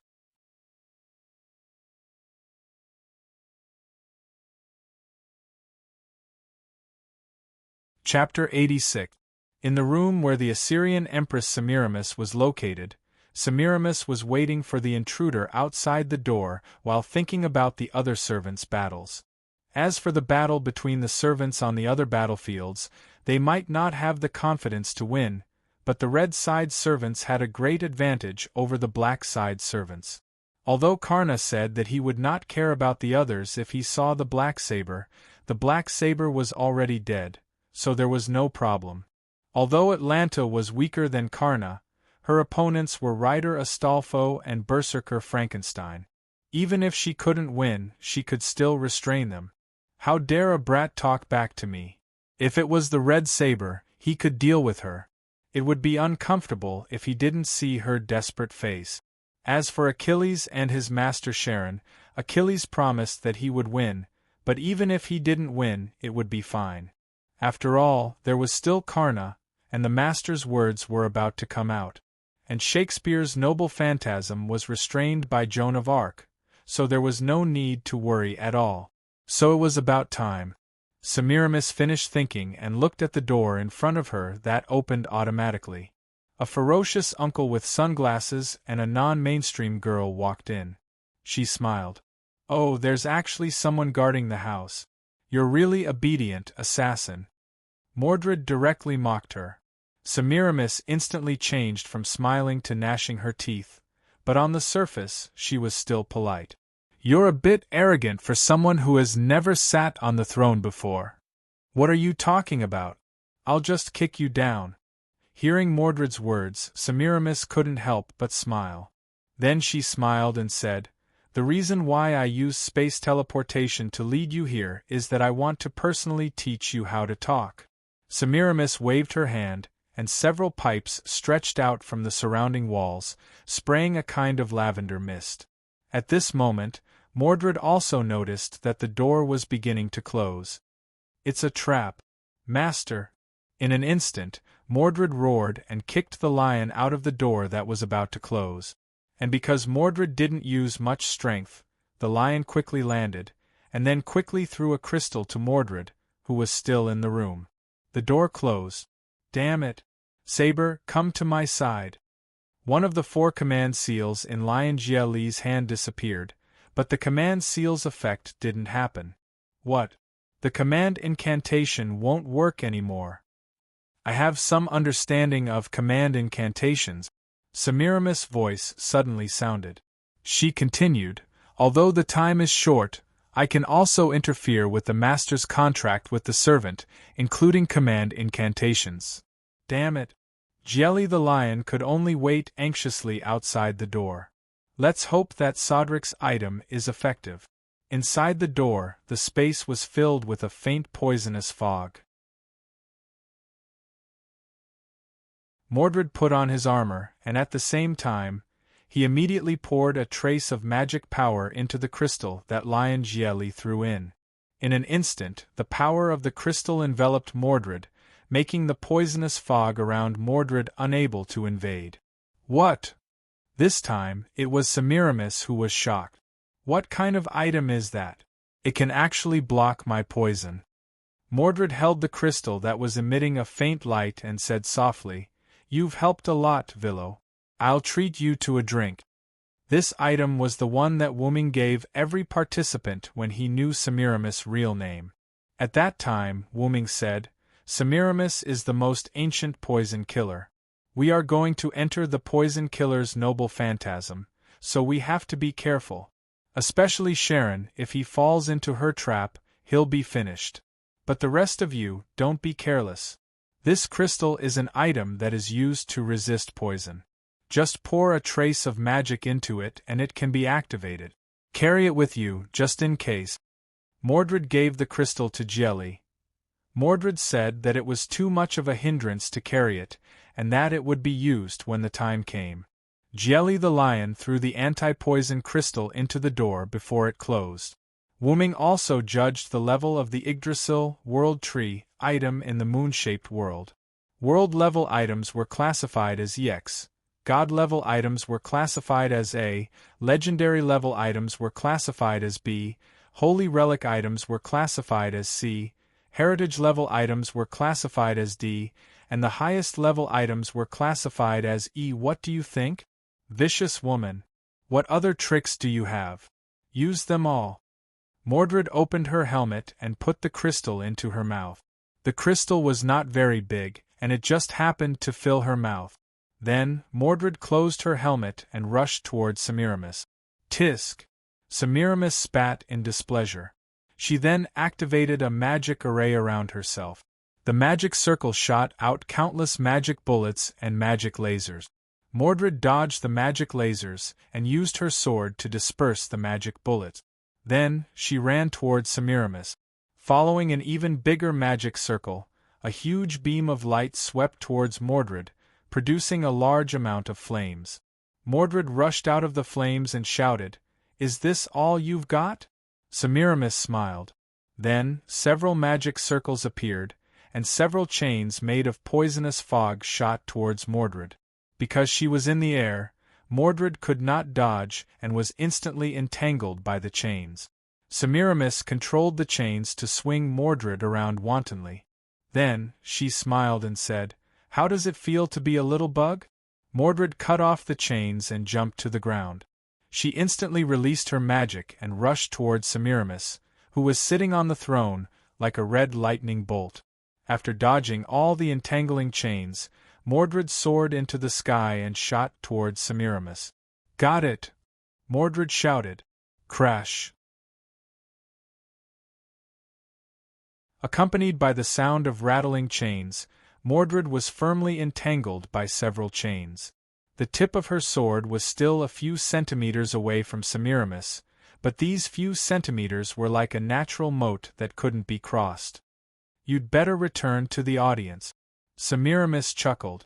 A large amount of water burst out from her side and washed Mordred to the ground. A huge green fish that looked like a loach appeared from the water and rushed towards Mordred. As the daughter of the fish god, Semiramis had the ability to summon the divine fish of the gods. It opened its mouth, which was as tall as two people, and bit down viciously at Mordred. Mordred blocked its mouth with her sword and gathered red lightning in her other hand. She then shot it out and killed the divine fish. A large number of divine fish appeared from the water and tried to bite Mordred. Mordred held her sword with both hands and gathered her magic on the sword, causing it to emit red lightning. Finally, she released the lightning and killed the divine fish. Mordred had learned her lesson this time. She did not get close to the divine fish and activated her relic. Clarent, Blood Arthur. Suddenly, the hall was covered by red lightning. On the other hand, in the battle space that was specially designed for fighting, a flame and a meteor kept colliding in the air. Karna and Wuming were fighting fiercely. The entire space was almost destroyed. There was not a single piece of undamaged ground. Karna sometimes fought Wuming in close combat with his superb martial arts skills. Sometimes, he would use his relic to attack Wuming. Brahmastra, Brahma, cover the earth. On the other hand, Wuming was constantly fighting against Karna, constantly activating his noble artifacts to fight back. Silver. The hot spear tip and the surging sword tip were fighting each other. They were evenly matched. "No wonder you're a Villo of the Knights of the Round Table, the strongest knight," Karna said. "You flatter me, Karna. But I'm Sodric now, so don't be mistaken." Wuming stood not far from Karna and said, "You can't use all your abilities as a Villo now, right?" Karna suddenly asked. "Although I can't use all my abilities as a Villo, I can use all my abilities as a warrior. Do you want to try, Karna?" The two of them looked at each other with a faint smile on their faces. "Then I shall show you my hidden noble artifact, Brahmastra Kundala. Come on, Silver." A flame and a meteor collided. The two energy beams fell into a silent zone. Then, like a nuclear bomb exploding, a huge mushroom cloud burst out from the point of contact between the relic and their weapons. You're tuning in to the Phoenix Knights YouTube channel. Don't forget to subscribe and join us on this journey to catch the most captivating stories.